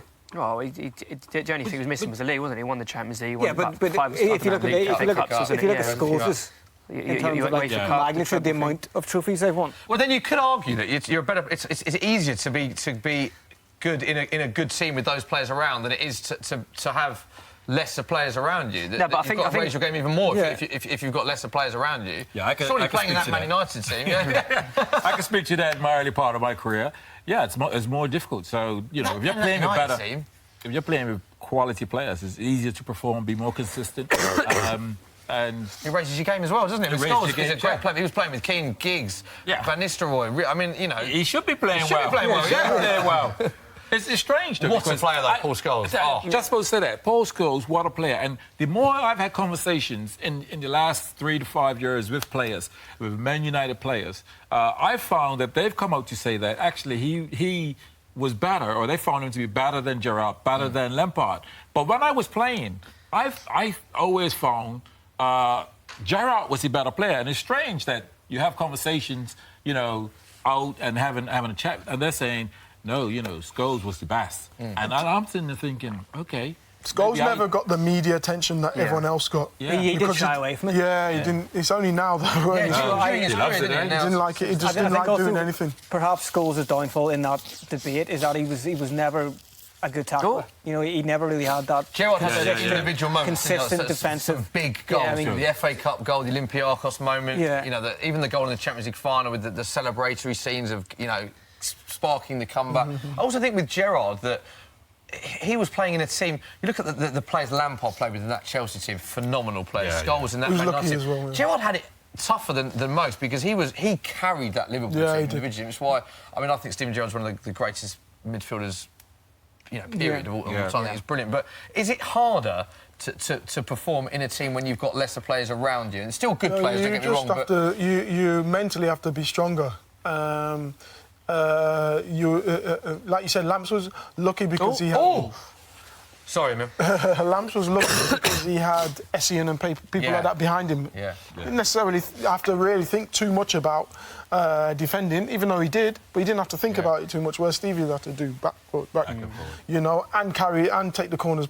They're probably wishing that he could actually head the ball in after taking the corners as well. It was just a little bit more they had to do, but he loved that challenge of being that leader, being that person that everyone looks upon when chips are down. Yeah. Let's get back to our game, Liverpool, Man City. Half chance for Liverpool in a minute. Steady. Calm down. Off each other. Sean is getting a little bit concerned. Moment that was half to chance, talk about definitely. as well, before that half chance, Edison trying to play out from the back. Sean, bit of a worry there for Edison. No, and I'll tell you why. Because he was right near the byline, and he was wide, and the pressure that was coming, the ball could only deflect out for a goal kick. Okay. So he was calm enough to know that if the player did get the block on it, And we just saw with Alisson there as well. Both keepers are famously liking to play out from the back. Both managers like to do that. The Brazilian. They are, yes. 54 minutes gone, still 0-0. Half chance for Liverpool there, starting the second half quite well. But City have a free kick just on a bit further out from the edge of the box here. Interesting to see what they do. We need a goal, Dave Jackson, don't we? We do. I think there's a goal coming. I feel it's probably going to be a mistake in this. I'm glad you said that, because right now City's on the attack. So it could be. Don't go get that coffee. That's an interesting Stay right question. Good question. Yeah, Emile, good question. Do you want to read the question, Emile? Do you think Alan Shearer's record will ever be beaten? That one's from Mark Caldwell. Good question. Thanks. Keep them coming using the hashtag #TheFootballSocial. Get them in the comments section below. If Harry Kane stays in the Premier League... That's the only person... Yes. Yeah. I think that's the only person... The only one that can beat Harry Kane. How many does he have? Yeah. Harry Kane is well on track to beat it. I think it's 250. Yeah. It's the same as if England's about 250 and Harry Kane Ronaldo would have is stayed at United, he would have broken it. 110. I can't believe you haven't even mentioned Aguero sort of reaching or getting near that. Yeah, but you got to remember how old Aguero is now to Harry Harry Kane. Kane's Kane. relatively young. Yeah. What is he, 23, 24? You know, I think 24? 24, 25. Okay. 260. That's assuming he stays in England. isn't he? 260. Yeah, well, Going over to- That's the key, isn't it? That's the- 260 is Alan Shearer's. Shearer's. 113 is Harry Kane currently. That's ridiculous. He's got a lot of Much it years pains left me in to him. say. Yeah. Harry Kane's goals to game, by the way, is absolutely phenomenal for Spurs. The thing is, talking about Harry Kane needing to move, if he needs to move on to win trophies and become that world-class player with that world-class trophy cabinet, I don't really see him being sold within the Premier League. No, I see him, Really, I see him yeah? going to like a Real Madrid, No. Yeah. which could mean that he might be one of the only players who has the potential to break that record, but I don't think he'll hang about in the Premier League long enough to do so. Because, I mean, to break that record, he needs, what, another 140 goals? Which he could easily do. That's if another he's- at least yeah. 5-6 seasons at his current rate. At his current rate, Which takes him to 30. I think it is very doable for Harry Kane. Any other players that we put in that? Emile, you said only Harry Kane. Is there I any? think only Harry Kane at this moment in time. No one else stands out like that. Aguero, I think, is probably too old now to really beat that really record. challenge that, yeah. Especially if you think Kane is the man at Spurs, isn't Yeah. he? Aguero's on He's got 148, incidentally. So Harry Kane's on 113, Aguero on 148, but he obviously has years on Aguero, as you said. Yeah. And it also depends how long Aguero stays at Man City. City, yeah. The other big difference for me looking at Kane and Aguero is that Kane is Mr. Tottenham, plays every single minute of every game. Yeah. Famously, even when, people think he needs a rest, he's always playing. Whereas Aguero, actually, because of the options Man City have, certainly strength in depth over Tottenham, is not going to feature as much, Yeah. and he's got the age on him. So Yeah, the older he I think gets, we the more agree he'll that- become a rotation. that Kane's more likely to break yeah. that. But I mean, to be fair, a fantastic rotation option to have. Would be Sergio Aguero. Unbelievable. 2020, Aguero's contract runs too, so it'll be interesting to see what Aguero does after 2020. Chance for City that ended in Rose Z there, Shaun. Ooh, Fernandinho. Takas. Takas. Not so great Not yet. so good, that one. Hey. Some checkers are bad. You can see Pep Guardiola there on the touchline with Mikel Arteta, as if to say, what was that all about, wasn't it? What was that all about? Listen, I played with a player that used to shoot like that, right? And I remember the manager said, I don't want to call him out, he said, when you ever get the ball and the goal's open, don't shoot. Really? You don't want to mention that player? I don't want to mention his name, but it was a shot like that. Give him 10 minutes, Shaun will definitely mention that player. Emile, how do you think Liverpool have started this second half? Right. Not loads of action, but really, not is it? neither side's had loads of action, to be honest with you. But it's an interesting chess game because they just seem to be cancelling each other out. Yeah. And it's making for pretty much a dull game, to be honest. Yeah, I think that switch with having Mahrez, because he's got the ability to be interesting one, players, isn't it? but it's not got that dynamic pace. And I think that's making City be more precise in the attack. So therefore, Liverpool can recover. The odd time when City's had possession, because Sane will get it and he'll just he'll go and stretch you. Sane will be a very positive substitution. And I think he's probably one of the two brightest young talents in the Premier League, him and Sterling. Yeah. So it's playing. The way we're playing is not really stretching Liverpool to really force them to defend. But I guess it's helping City, us, to stay compact and be good defensively. Yeah, Man City corner right now. Former Liverpool player Raheem Sterling over it. A couple of yellows to tell you about. Sergio Aguero and Bernardo Silva have been booked for Man City. Only change for Liverpool in this game. James Milner is off. Naby Keita is on. So that's the only sub so far. I'm interested to see what Pep does if this stays 0-0 for much longer. 60th minute we're into now. Raheem Sterling with the corner. And again, it's... nothing's really Handball! consistent. Handball! Appearing for handball. Come on! In fact, Man City are very animated. Fernandinho was up in the air. Pep Guardiola's fuming. Look at Pep Guardiola and Arteta. They are adamant this is a penalty. The referee's giving it for a push. Shaun, we've seen a replay now. It's up in the air. It's up in the air. Ooh. It looks like... He's up early. He's up early. Virgil van Dijk. It's like a foul first, doesn't it? Yeah, It is a handball by Virgil van Dijk, but there is a foul first. It's a foul first. He's up in the air. He's going for the ball. Van Dijk's hand comes out of nowhere and makes contact with the ball. The only reason his hand's up there is because he's getting pulled down by Fernandinho. Okay. The foul was given. Another penalty denied for Man City. I feel that Liverpool need to make a change here. Yeah, something. Then What change they bring on? They need to try and get hold of the ball a little bit more. Yeah, because if Speaking not, of I think subs, Man City are going to get more and more. It looks like, is that Gabriel Jesus is coming on from Man City? Options that Liverpool have on the bench: Fabinho, Daniel Sturridge, of course, who scored that absolute screamer. Whoa. Chance for City. Oh! It's the first huge chance of the game. Riyad Mahrez cutting inside, takes it onto his left foot and strikes it just wide. Shaun Gota. Yes. Should he do better for you? Well, the angle. If anything, well here. he does very well. We're hoping, I mean, it's a half a yard wide? We're hoping he can hit the target. That forces the keeper to make a save or it goes in. Because of the angle, I'll say he's a bit unlucky because he's obviously still trying to hit the target. It just pulls it that little bit. It's a big chance. It's a good... Struck it cleanly, didn't it? It just wasn't on target, narrowly wide. So that was... Big chance. Let's look at the options we were saying for Liverpool. Fabinho on the bench. Keita is already on for Milner. That is the only change in the game so far. Daniel Sturridge, Shedran Shaqiri, Joel Matip, Trent Alexander-Arnold on his 20th birthday today is the only person left out, and Simon Mignolet, be surprised. Go on, Fernie. Go on, son. Chance for City. I think Sturridge on for Firmino could be a good try. I think Firmino struggled in this game. He hasn't. There you go. Here we go. It's coming now. This is a chance. Chance for City. Sturridge, you think, obviously started his career at Man City, 6 goals in 32 appearances for Man City. Scored just 1 goal in 11 appearances against City since leaving them, but has got 3 goals in his last 4 appearances, including that absolute stunner against Chelsea to rescue a point for Liverpool. So it'll be interesting to see if Daniel Sturridge does come on. City's bench is, as always, frightening. Danilo, Vincent Kompany, Leroy Sané, Otamendi, Jesus, Foden, and Munich. And it looks like Gabriel Jesus was warming up, so it'll be interesting to see if he does come on. Chance for Liverpool. Half chance. Salah. Oh! This is the game's opening up a bit now. These are the ones that you usually see that's nestle in the back of the net. Well, they all found the net last year. Yeah. That's the thing. One of the key things I'm seeing, certainly with City, Mendy has not gone forward. Walker has not gone forward. No. Going forward. And I think Pep is, because this is what Liverpool pounce on. The fact that you go forward, and this is what space to exploit then. But that's a double-edged sword, though, because if you look at the amount of chances those wing-backs have created for City, has been huge. I mean, Mendy's got like 5 assists already. Yeah, so you're right, but I don't think that, like, because of fear City have to win this game. I don't think they have to win this game. Do you think Liverpool have to win this game? I think Liverpool kind of do. More so Liverpool, Equal on points, though. You think just because of the home fixture, Dave, is that you come It's more about to say, look, we're here to win this league. We're not here just to actually like tactics like that from Pep are quite un-Guardiola-esque in that he's playing with defence in mind and that he's not throwing caution to the wind. He's saying full-backs just hold, don't attack. When his mantra is, kind of go forward, play creative, free. Salah's got a chance. Referees it's given that one. Liners flagging. Interesting. It's a free kick to Liverpool. I think the Liverpool player.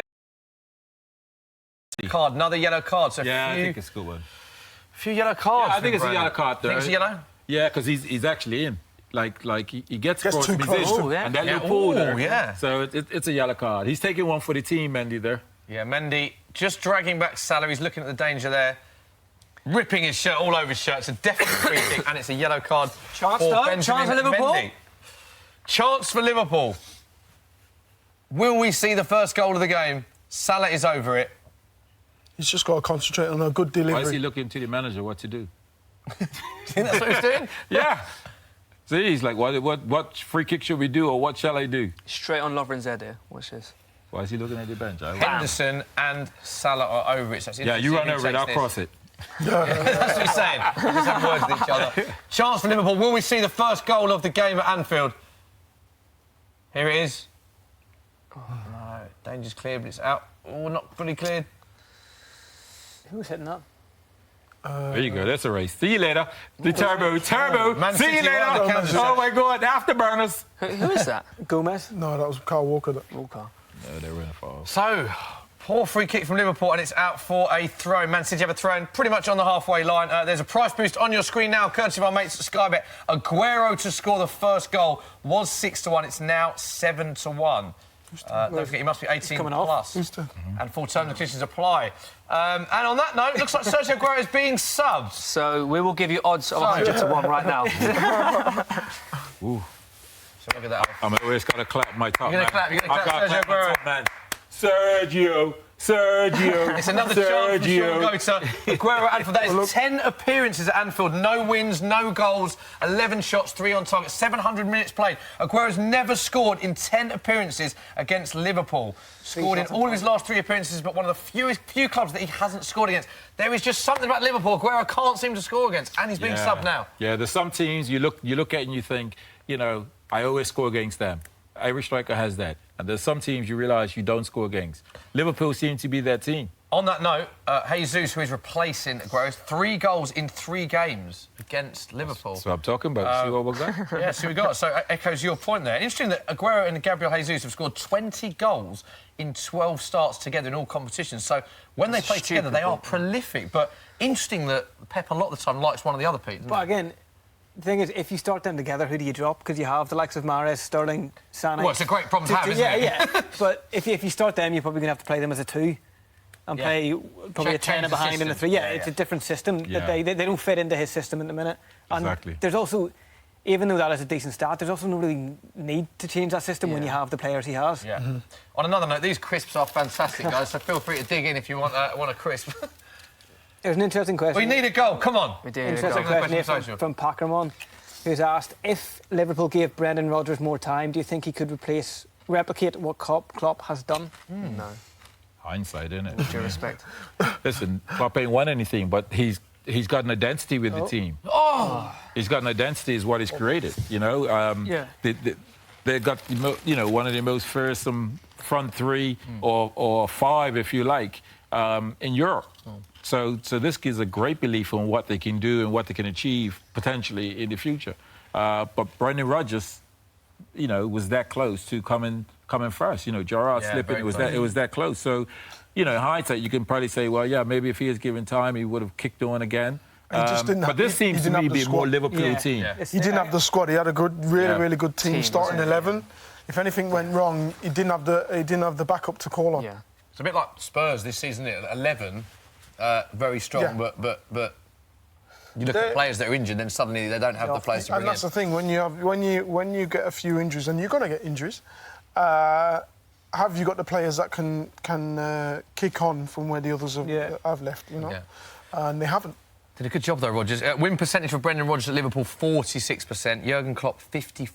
To be fair, that's In a the big jump. Premier That's not League. That's not That a is a small big jump, yeah. percentage. I do think, Interesting on that as well, Jose Mourinho has actually got a very high win. Did you see yeah, that? apparently he's got the best. The highest Manchester rate. United win percentage in Premier League history of all the Man United managers, Jose Mourinho. Of course, it's worth bearing in mind Sir Alex Ferguson was there for a very long period of time. And of all time, apparently, that is, not just Premier League, of all time. So, as I say, United fans, let us know what you think of Jose Mourinho. We could talk about Man United all day. Sean's going to take all that back now. Yeah, Sean's going to take all, Would you like to... Jose must have got somebody pulled their stats out. Come on, guys, work with me. Help me out here. I mean, it wouldn't surprise me if... But also, when you look at the way United have played, particularly this season, it's a shocking stat. Very good. That exists. 68 minutes gone, still Liverpool 0, Man City 0. Half chance for City, it is cleared. It will be another... No, it's not a corner. It's a goal kick. Liverpool quite angry with that. Couldn't quite see from the main camera angle whether that was the right decision or not, but Liverpool won't care. Robertson has the ball. Launches it up to Mo Salah. Lovely touch for Salah! Does Mo Salah of last season score that goal? Well, I think at least hits the target, doesn't he? At least hits the target. I think that touch that he takes a touch, a really nice touch just to set him up. And it looked like he could have actually taken the chance early and lobbed the keeper. That was the exact thing. Now. Take it now. Yeah, because the keeper is on the his corner line, of isn't 6 he? shot. Yeah. It's a great ball from Robertson as well. See, sometimes when you finish, you have a chance to finish. The decision's made for you. Yeah. And if we saw Chelsea striker score earlier today, the decision was made for him to just dink it because he was stretching to get there. That ball was lobbed where the decision should have been perhaps to lob it. Because it would have a greater chance of scoring than him lashing it the way he did. Is that a byproduct of the fact he's not scoring as much this season? So when he gets the chances, he kind of snatches at them. He feels more pressure to score. Probably not, because last season he got into positions like that and did the same. But he, out of the 5 chances that he created in that game, he would take at least 2 a couple. to 3. Yeah, 47 goals in 62 games for Liverpool last season. A phenomenal season for Mo Salah last season. Top scorer in the Premier League as well. 32, 2 more than Harry Kane. club record in the Premier League season. So, yeah, Mo Salah, half chance for Liverpool. But the game is definitely opened up. We've seen the half chance from Mahrez. We've seen the chance for Salah. Certainly more clear-cut opportunities in this half than the first half, Shaun. Yeah, I see a bit of attack because Liverpool don't normally play out the back. Well, when I say play out the back, like City do, they play out the back, but not where they get 15, 18 passes. And it looks like City's encouraging them to have 3 or 4 passes to say, well, play through us. And we'll then win the ball that way, which could be a ploy, because that's what it looks. Whereas City normally tries to dominate possession. Yeah. We're going to play 3 or 3rds. So it's interesting that it looks though he's tried that ploy for a bit of the second half. Yeah. Guardiola. Let's go to social corner. Yeah, there was an interesting question that was just on screen a couple of seconds ago from JSD123, and they've asked, is Phil Foden a future Ballon d'Or winner? Oh! Such a big I statement. mean, it's very early to say. Isn't it? I'm a big fan of his, but that is a... We had a discussion, me and Shaun had a discussion on the way down, and how good Phil Foden is. But I think Phil Foden is a very, very good player. And Man City have to start showing... They've got this big facility that paid 200 million or whatever, and the ongoing costs, and they've got to start bringing players through, and Phil's a product of that. Give Phil Foden a year, he'd be just as good as any of these players on the pitch. Yeah. But have you got time to give him a year? Yeah. Of consistent football. Not Man City haven't, because they need to win. Who did they drop? This is the thing. Who does he replace? And you got the likes of, like Shaun said, Gundogan, who's not on the field at the minute. Will he take his place? Yeah. Gundogan was fantastic last season as well in terms of goals and assists. There you go. And then you look at the likes of the lad that's just been called up for the national team, Jadon Sancho, who's taken a different route, who's played already now. Yeah. A season and a bit. Currently the highest assist in Europe. But for me, that is such a fantastic thing to see. Yeah. A player going, you know what? I want to go and play Champions League football. I'm not going to get it in England. I don't really care. But for my career, I need to be playing at that high kind of level. And it's such a...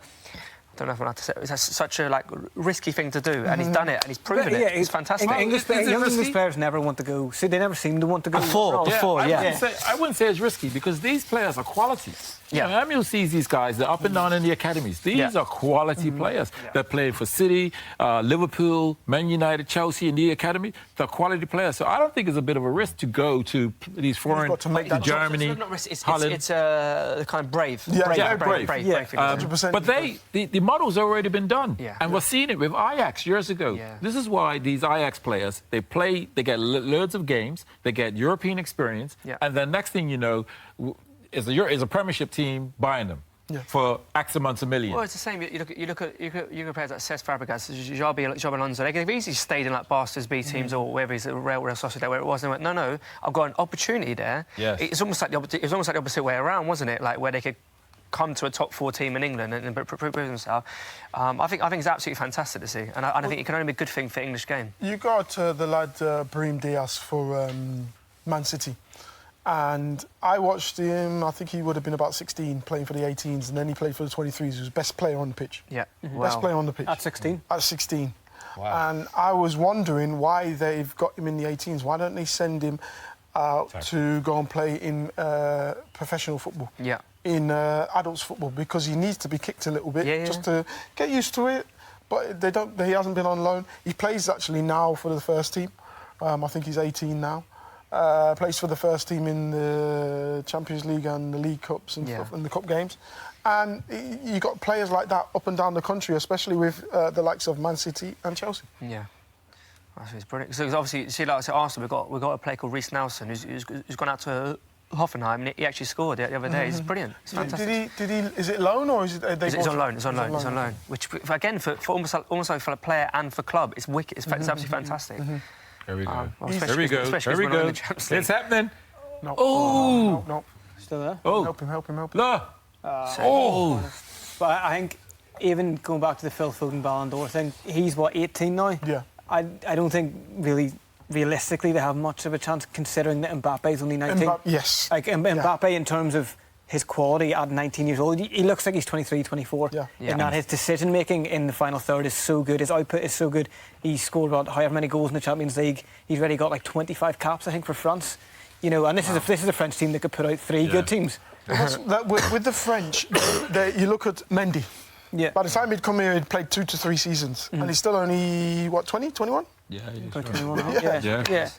At 21, at 23, these some of these lads in these academies like City, they still haven't played a league game. Yeah. Couple of subs to bring you, incidentally. Leroy Sané is on for Raheem Sterling. So Raheem Sterling is off against his former club. And Firmino as well, before that, is off. And Daniel Sturridge has come on. Incidentally, Daniel Sturridge has the 3rd highest amount of goals as a substitute in Premier League history after Jermaine Defoe and Olivier Giroud. So 17 goals off the bench. Daniel Sturridge on for Roberto Firmino. Interesting to see how he gets on. Another player playing against his former club. We need a goal, Pete. We need a goal. Yeah, talking about goals, there was a comment there, a question for Emile and Shaun. What is your favourite goal that you've scored in your career? One that everyone remembers before is the 5-1 in the England game. Oh. So, yeah, I think that's one of them. And the celebration as well. Yeah. And always How did it go? There it is. There it is. And always scoring against Everton is great. Oh, nice. Shaun, favourite goal? Yeah, against United. I actually got a nice goal against Liverpool as well, because the ball done about 5 ricochets and I knew nothing about it. And it came up for me, went in. So there's a beautiful goals to get. Love it. Take them all day. Good Here we go. questions, eh? Here we go. Chance. Has he done him? Gabriel Jesus in the box. It's been hitting your Lovely face. little nutmeg there. It's been hitting your face. Has he been hitting that struck in the face there? Probably He's doing the accidental. Neymar. I think probably accidental. You think He he's got a went Neymar cross- there, He's Emile? Neymar's mate, isn't he? Gabriel Jesus takes it down Gomez. Wash your hands. Lovely little nutmeg there on Lovren. No. Doesn't seem to be a lot of contact. Lovren didn't even There know was where a he was. nutmeg there. That was nice. It was a back. It come back round, caught him in the face. Phenomenal skill. Considering this is Lovren's first game of the season, Oh, he's what a played pass! really well. What a pass! Oh! Still yet to find the first goal. 77 minutes goal, still 0-0 at Anfield. Keep your questions coming into us. Any more questions, Pete, on the social? Just having a look now. Well, on screen, I believe, right now. On screen. Ghosts has asked, what's your overall opinion on Keita's performance this season? Yeah, we spoke about He's been. It hasn't been consistent. He's been on and off. You see certain games, you're like, wow. And you see other games, he's not been on point. It's difficult. Like I said, you've got to give people a little bit of time to come into their own and to understand the pace of the game as well. You would have thought he'd be able to hit the ground running, but it doesn't seem that way. But give him a season, give him a bit of time to just actually. Yeah. Particularly in the position he plays as well. Yeah. In that you've got no time in the ball. It's a very physical Yeah. area of the pitch as well. Energy in there, like you say, no time on there. No one gives you a second on the ball. Yeah, I would agree. I mean, it takes a little bit of time settling in, but you could see with his Sturridge. Sturridge. Calm down. You're not worried, are you? No. Interesting. Keita Talking about is- Sturridge. Price boost on your screen right now with Sky Bet. Sturridge to score the first goal was 14-1. It is now 16-1. Daniel Sturridge coming up against his former club, of course.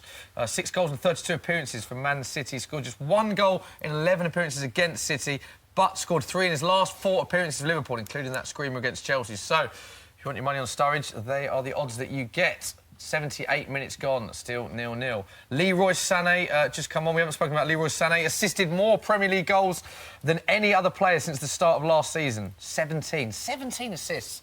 Thoughts on Leroy Sané, Emile? Does he worry you as a former Liverpool player coming on? Yeah, definitely. So dynamic, young, unfazed at anything, and just loves taking people on. You watch his body movement, drop of the shoulder, and that you have to be afraid of someone like that. I'm glad he's coming on rather than starting the game. Yeah. And you might not be able to get into the tempo of the game straight away, because coming on as a sub, well, even though he's young to be honest, but coming on as a sub sometimes is difficult. Yeah, him coming on is a dynamic player. But at the same time, in terms of City, how they're playing structure, still got Mahrez there and Bernardo Silva. So they're players that keep the ball. They're great at keeping possession. And so this is part of not being able to concede, even though we lacked that pace going forward. Because I was surprised he took Sterling off. You were, yeah. But he's actually, it seems to me, actually he's happy to take the draw. Because of the racket that we currently have against Liverpool, he'll take the draw, and it's probably a better, worse decision for Liverpool. Yeah, it goes back to what we said earlier, that we think Liverpool need the win more than Man City, that, although... No, don't get me wrong, I think both teams would be quite happy. Yeah. I'm not, But it's a good result for Pep away from home. I think so. Yeah. Keeping the unbeaten... Especially going into record international going. break then, there's... Yeah, I think, when you're going into international break, you don't want too long to be dwelling over a loss. You want the enthusiasm to be up, especially when lads are coming back or going away, with their international sides. So we're into the last 10 minutes. Any further questions, Pete? Just remind people of how they can get in touch for the last part of this game. Yes, you guys can send in your questions on Twitter with the hashtag #TheFootballSocial to @FootballDaily or @SoccerAM, or just drop them in the comments below. And there's a question here. Who do you think will come up from the Championship next season, and who will stay in the Premier League? So he'll go down and he'll come up. Cardiff. Yeah, I think that's pretty nailed on, isn't it? Yeah. Huddersfield, do you think they might struggle as well? Huddersfield will struggle. Newcastle. They've got a good manager, though. I like the manager, and they might be able to galvanise him, especially around Christmas. Galvanise them around Christmas. So it'll be interesting to see that one. Newcastle don't look great at the minute. They don't look great. They were unfortunate against United. Yeah, against United it was. Three teams yet to win in the Premier League: Newcastle, Cardiff, and Huddersfield. And I think they all badly need a win, don't they? Yeah. Yeah. It's a long time to go without having won a game, so they're struggling. Newcastle. Benitez, experience, but you need momentum, you need belief, and Vin does that. Yeah. Another comment on the screen. Thank you very much. Keep your comments coming. This is another let's bold not one keep from comments Nick like that coming. Evans. It's a stupid comment. Liverpool ridiculous comment. should cash in on Salah and go for Mbappe. I mean, it's a strange comment from the point of view that he makes out that it's that easy just to go out and get Mbappe. Surely that's going to be quite difficult.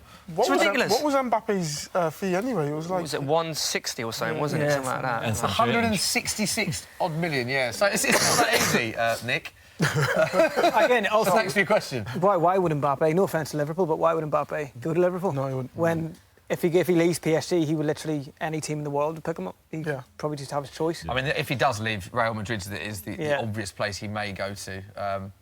That's risky, that is. Ooh, that was. But Van Dijk just took that so easy. Sorry about that. Yeah, it was nice. It was a dangerous ball to receive as a centre-back, but he just took it so gracefully. I think this is going to sound quite weird, but when they spent 70 million on it, that now looks like a snip. I know that sounds stupid, £70 million for the centre-half, but it looks like a bargain. Did City miss out on that, do you think? Is that yes. City should have gone for? Listen, I was saying it. I said that that's a deal. He came with Southampton to the Etihad, and he was hitting like 60-yard balls, like 6-7 a game. Yeah. Easy, right on point. Left to right, right to left. And you're just thinking, oh, my God, this is a weapon. Team could press you, and all of a sudden, bang, you're on the counter. And now and again, you see him do it. His left foot, his right foot is just picking out these passes. But he's also got pace. You see his organisation and how Liverpool's been so much solid. That was a deal. That was well, you like to say a bargain. Yeah, obviously, when you spend £70, it's never going to be a bargain, but it's a great piece of business. What he gives great Liverpool. business. Yeah. So on you look at well. Mourinho going into the market looking for centre-back, and he was quoted like 75 mil for Harry Maguire. I think Harry Maguire's a very good defender, but... I think Harry Maguire had a fantastic summer. Like, he's like... Yeah, but he's good. He's also been his club's player of the year for like I do think as well, though, that there comes a point where when you're linked with 5 centre-backs, the selling club knows that you're desperate. Diego Godin literally just used United to get a better contract. Well, once they've already his agent contacted Mourinho. Toby Alderweireld and other players, and they look to Harry Maguire, they're going to know, well, they're desperate for a player. We'll add more money onto his potential. Chance. Oh, Liverpool. City, sorry. Sané in the box. Oh, penalty. That's a penalty. He's going to penalty! Come on! That is a penalty. Big moment. Penalty for Man City in the 84th minute. Looking at Jurgen Klopp, looks absolutely distraught with that decision. It is Liverpool 0, Man City 0, 84th minute gone. The referee has pointed to the penalty spot to give Man City a chance to grab all 3 points. Virgil van Dijk, we've just been talking about, singing his praises. He didn't get the Virgil ball. van Dijk He doesn't goes get to the win ball the ball, for but he me. doesn't get the ball. He tackles Leroy Sané. Sané goes down, and the ref's pointing to the spot. We're bigging up Virgil van Dijk. Is that the right call for you, Emile Heskey? Yeah, it's the right call. It's a 100% penalty. Go on, Sonny. In my eyes, he didn't actually need to make the that's challenge like- because Push him out. He's going nowhere. Just as long as he angle blocks as that well, ball let him coming have in. a- let him have a shot there if they- if- well, as long as he blocks the ball coming in, Yeah. as opposed to making the tackle before. Massive pressure And now. obviously, on Mahrez. Aguero is off the pitch. Man City's first penalty of the season, and what a big one it is. Looking at his missed a few, last hasn't he? 5 penalties, 2 have been scored, 3 have been missed. Sergio Aguero is off the pitch, so Riyad Mahrez is taking the pen. Shaun, go to talk us through it. Keeper's left, that's what I'm saying. He's going... Oh,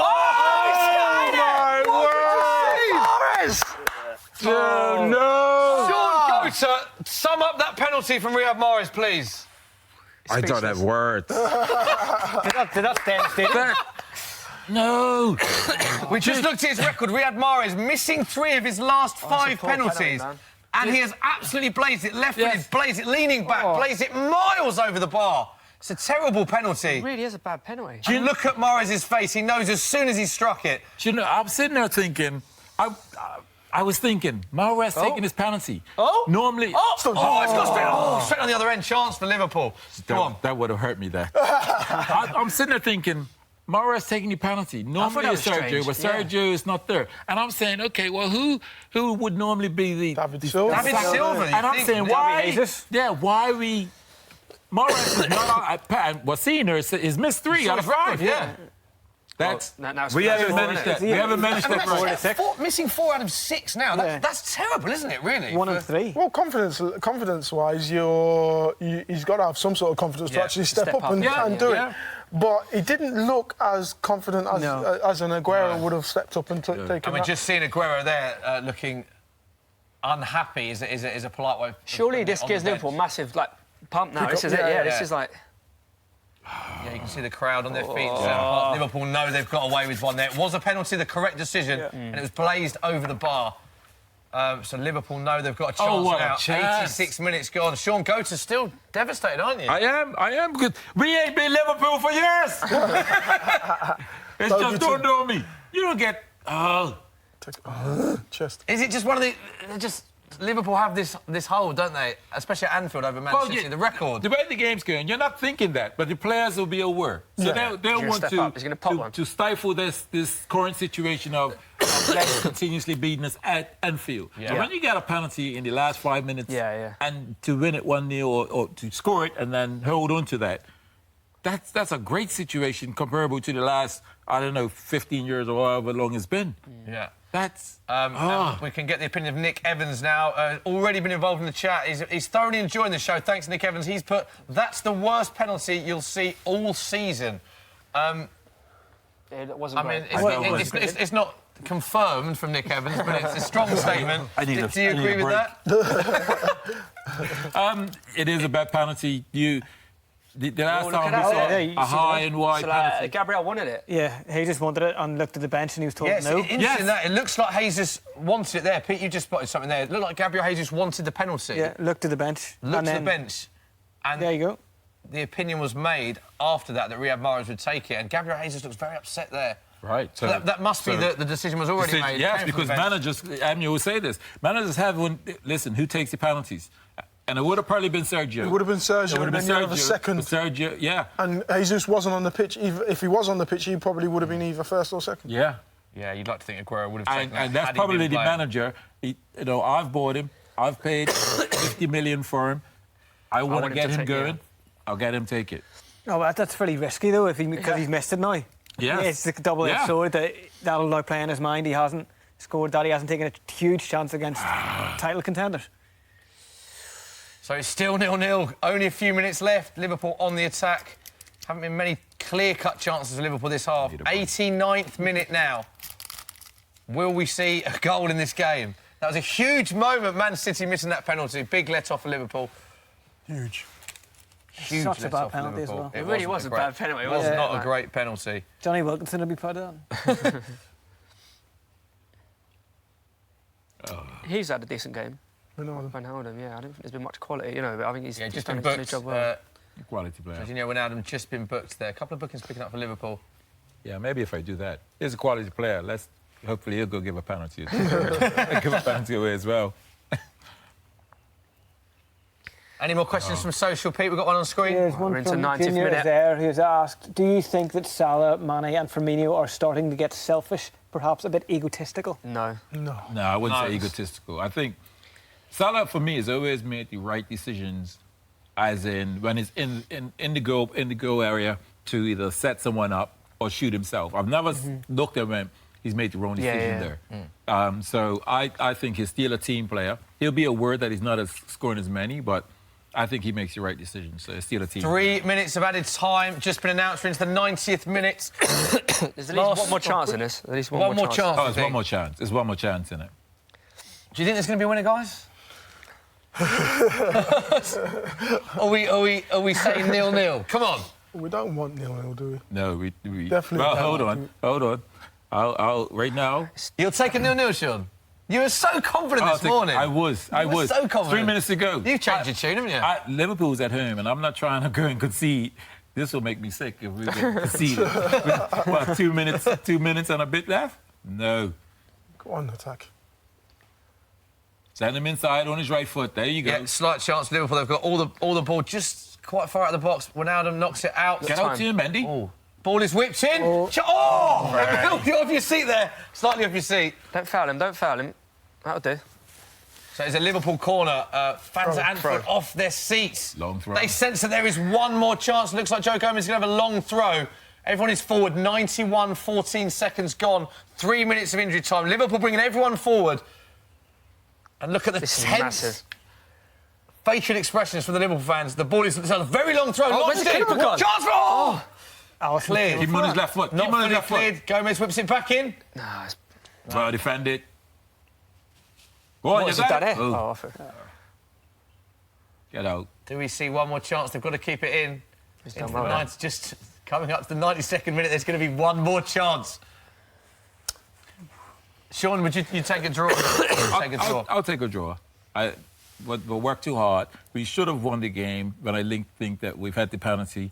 I think about the chances. Liverpool had nothing really I could think of where I went, yeah, we Liverpool should be have behind. had very few chances, I have to say, at home with their front three.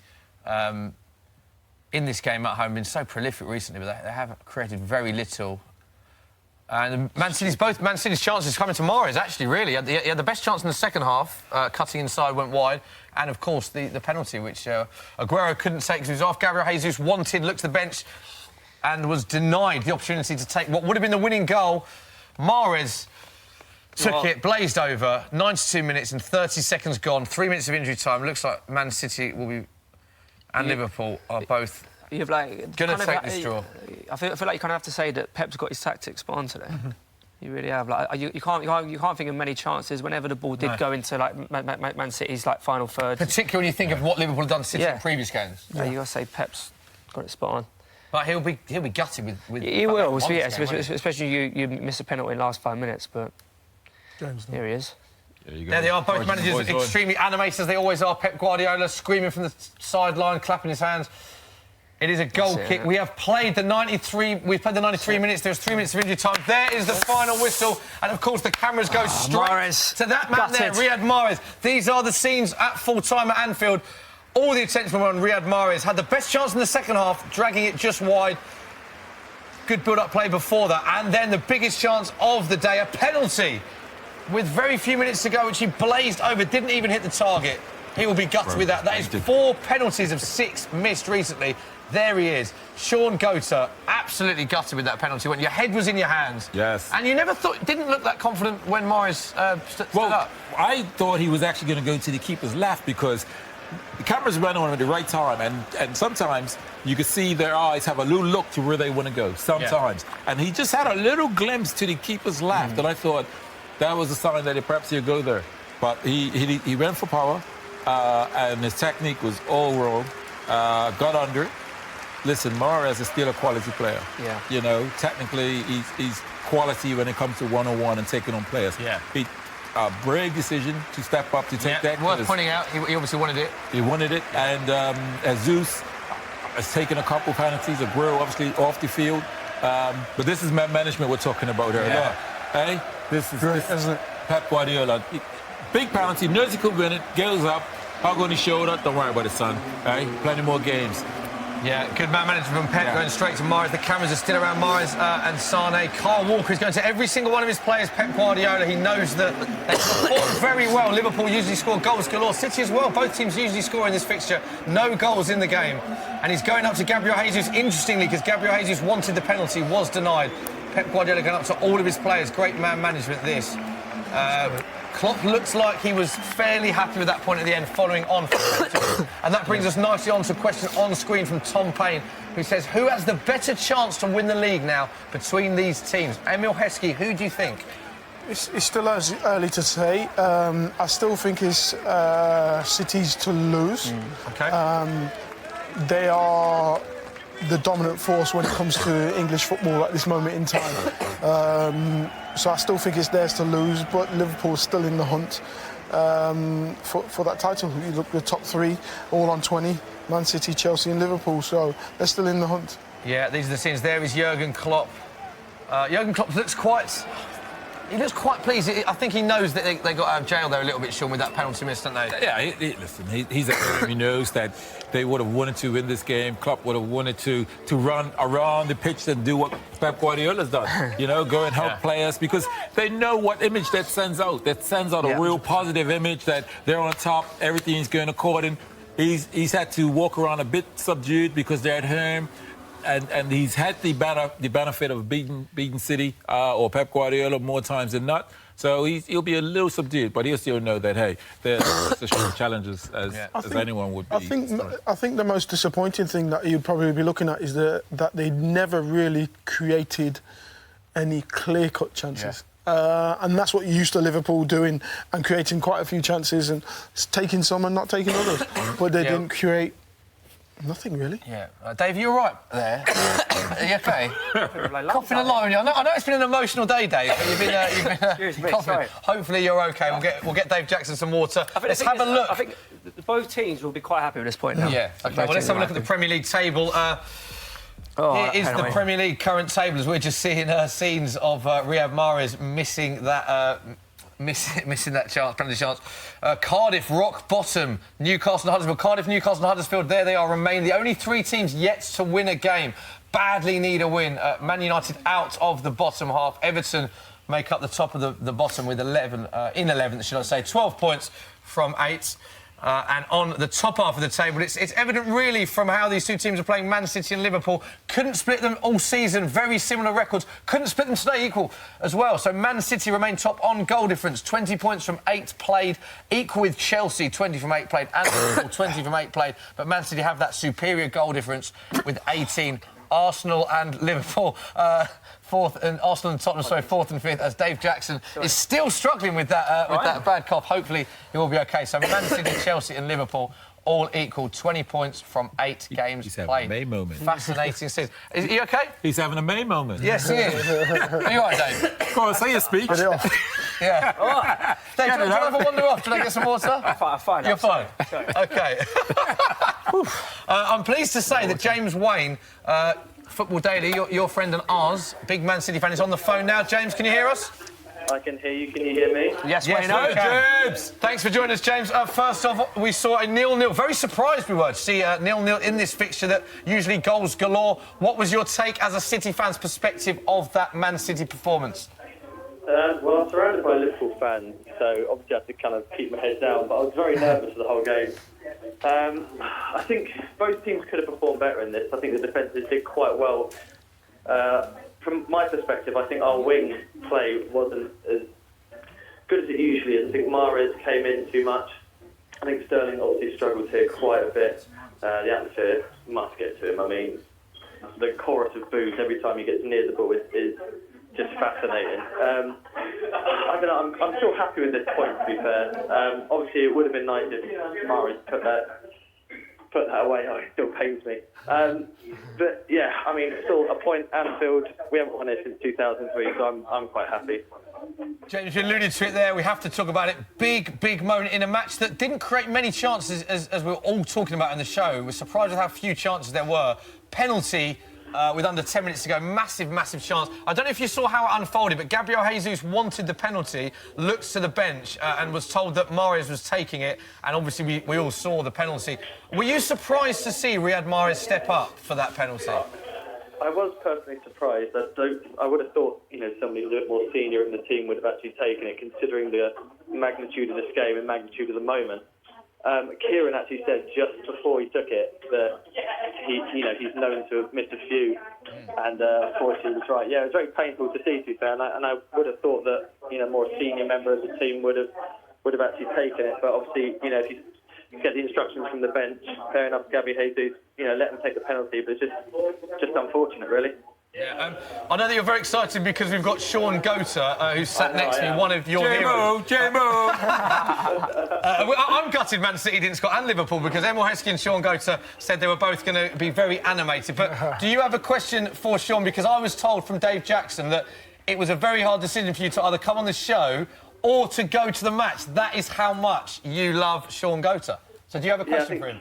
Kieran's just arrived at the perfect moment. He's just been to the little boys' room. Yeah. I've got a question for Shaun. Shaun Gota. Oh, blimey. Can you...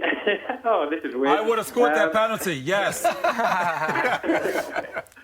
don't have a question. I just want you to say you love my dad, because my dad loves you. Well, listen, guys, the fact that you didn't come in here, I'm a bit disappointed because the atmosphere in here has been off the roof. It's been off the roof. Hey? I know it's been good at Liverpool, but it's been off the roof right here. Shaun, for the benefit of James Wayne and Kieran Carlin, who are both big Man City fans at the game now, do you want to give the famous chant, your famous chant for them to listen to down the phone? Oh, yes. Here we go. Feed the goat and he will score! Feed the goat and he will score! Feed the goat! James, Kieran, thank you very much for joining us. Get him safe. Thank you very much. Cheers. They were starstruck. They couldn't think of one question to ask you. They're like, hey, he sang to us, eh? Brilliant. Another question on screen. Pete Dorman, Social Corner. Some great questions. Thank you very much for them. Another one on screen. We can read that now. Rakesh has asked, was the defence of both teams so good for the match to be goalless, or the attack team have failed? The attacking sides have failed. So did the defence was so good? Did they outperform the attack, basically? Yeah? Good question, that. I actually think a draw was fair. I think I don't think any team did enough to win the game. I think probably both teams before the game would have been happy with a point as well, and they both come away with a point. It was fascinating to see, though, wasn't it? How few chances there actually was created. Man City and Liverpool in a game like this. Think of the games we witnessed between these two teams last season. I think it was a bit of both. Would Jose Mourinho have been criticised for setting up like Pep today? Very defence-minded, do you think, Emile? I don't think that was defence-minded as such. I think they just cancelled each other out in the right areas. You still, when you say defence-minded, you still got Sterling on one wing. You still got Mahrez, who's a Premier League winner, tearing teams to bits on the other wing. They still got Aguero, whose goal to games ratio is an absolute joke. I think it just cancelled each other out defensively, and they couldn't really get going. You even forgot that Sterling was on the pitch by the end of it. And he's a phenomenal player, someone who can tear any team to bits. I think. Sorry, go on, Shaun. Tactically, I think both teams, Gomez playing on the right, that was a switch that Klopp had done, because we know Alexander-Arnold, he is brilliant at going forward, ripping in great crosses, which is a huge strength to Liverpool. So you don't really get to see him defend because Liverpool are so good at doing that offensive stuff. And so him putting Gomez there was saying, you're not gonna expose us if you play Sane or Sterling, whoever you may play, to counter us. So again, that was a defensive move by Klopp. At the same time, we didn't see Mendy bombing up down the fullback side. The same on the right-hand side. We didn't see City's fullbacks bombing on. And I think both teams were conscious. So I think they both made some tactical moves that made them say, we respect the opposition, because normally they don't respect the opposition and go, we've got a better team than you, better players than you, and we're gonna outbeat you and outplay you and score more goals. And I think they both shared a bit of respect with some of the tactical moves they done. OK, quickly, let's go around the sofa then. Who do we think will be lifting the Premier League trophy come the end of the season? Pete Dorman, we'll start with you. I think it has to be City. They have the strength and depth. You know, Champions League football kills a lot of teams off in terms of games you're playing throughout the season. City have the squad to deal with that volume of games. Sure. Here. Just keeping it brief there. No, City. Yeah. I think we have the squad in depth, and it shows you that Pep, is switched on because he's adjusted his game today to get a result, but not playing defensive, even though it was a defensive game for City. Yeah. If that Still got makes Kevin De sense. Bruyne to come back as Still well. got Kevin De Bruyne. Fantastic player to bring back in. I would agree with you. I think Liverpool, Man City, I think this is going to be extremely tight, a lot tighter than last season, but I think strength in depth for Man City. I also look at Man City and think they will beat teams 4 or 5, the so-called lesser teams. I think their goal difference, and I think it could come into it. We see now that Chelsea, Man City and Liverpool are all equal on points. City are top on goal difference, so I just think City have slightly more than Liverpool. So I'm going to go with Man City. Emile, are you going to... I'm going to say... Yeah, I'm going to stick with the same. I think with all the stuff that you're saying, I think you're spot on. I think the strength in depth, and not just strength in depth, I mean just having players. You've got top international players that can come in and slot straight in, and you take them out, and then you can put someone else in. Sané doesn't play regularly, but he's a top international player. Players like that can come in and out, and I think, like you're saying, the goals that they get is phenomenal, and I think they'll be hard to beat. Dave, are you going to go along with the consensus? Yeah, it's a 5. It's a 5, yeah. yeah. But all Five saying Man Man City. City. I think the thing is, like... I love how animated you've been. If only we saw a Man City goal, we'd have just seen so much more. Oh, I'm telling you, you just see me run around here. I would have done a clap. We've still got the cameras, you can still do that, so we're all saying Man City. Yeah, I think so. I think, yeah. Sadly, that's all we had time for. Great show. Shame there wasn't any goals, but great show. Thank you very much, Pete Dorman, Shaun Gota, Emile, Heskey, Dave Jackson, for joining us. The match did end 0-0. Thank you very much for all your brilliant comments as well. We'll be back on Saturday, October the 20th, for another Football Social. See you then. Bye-bye.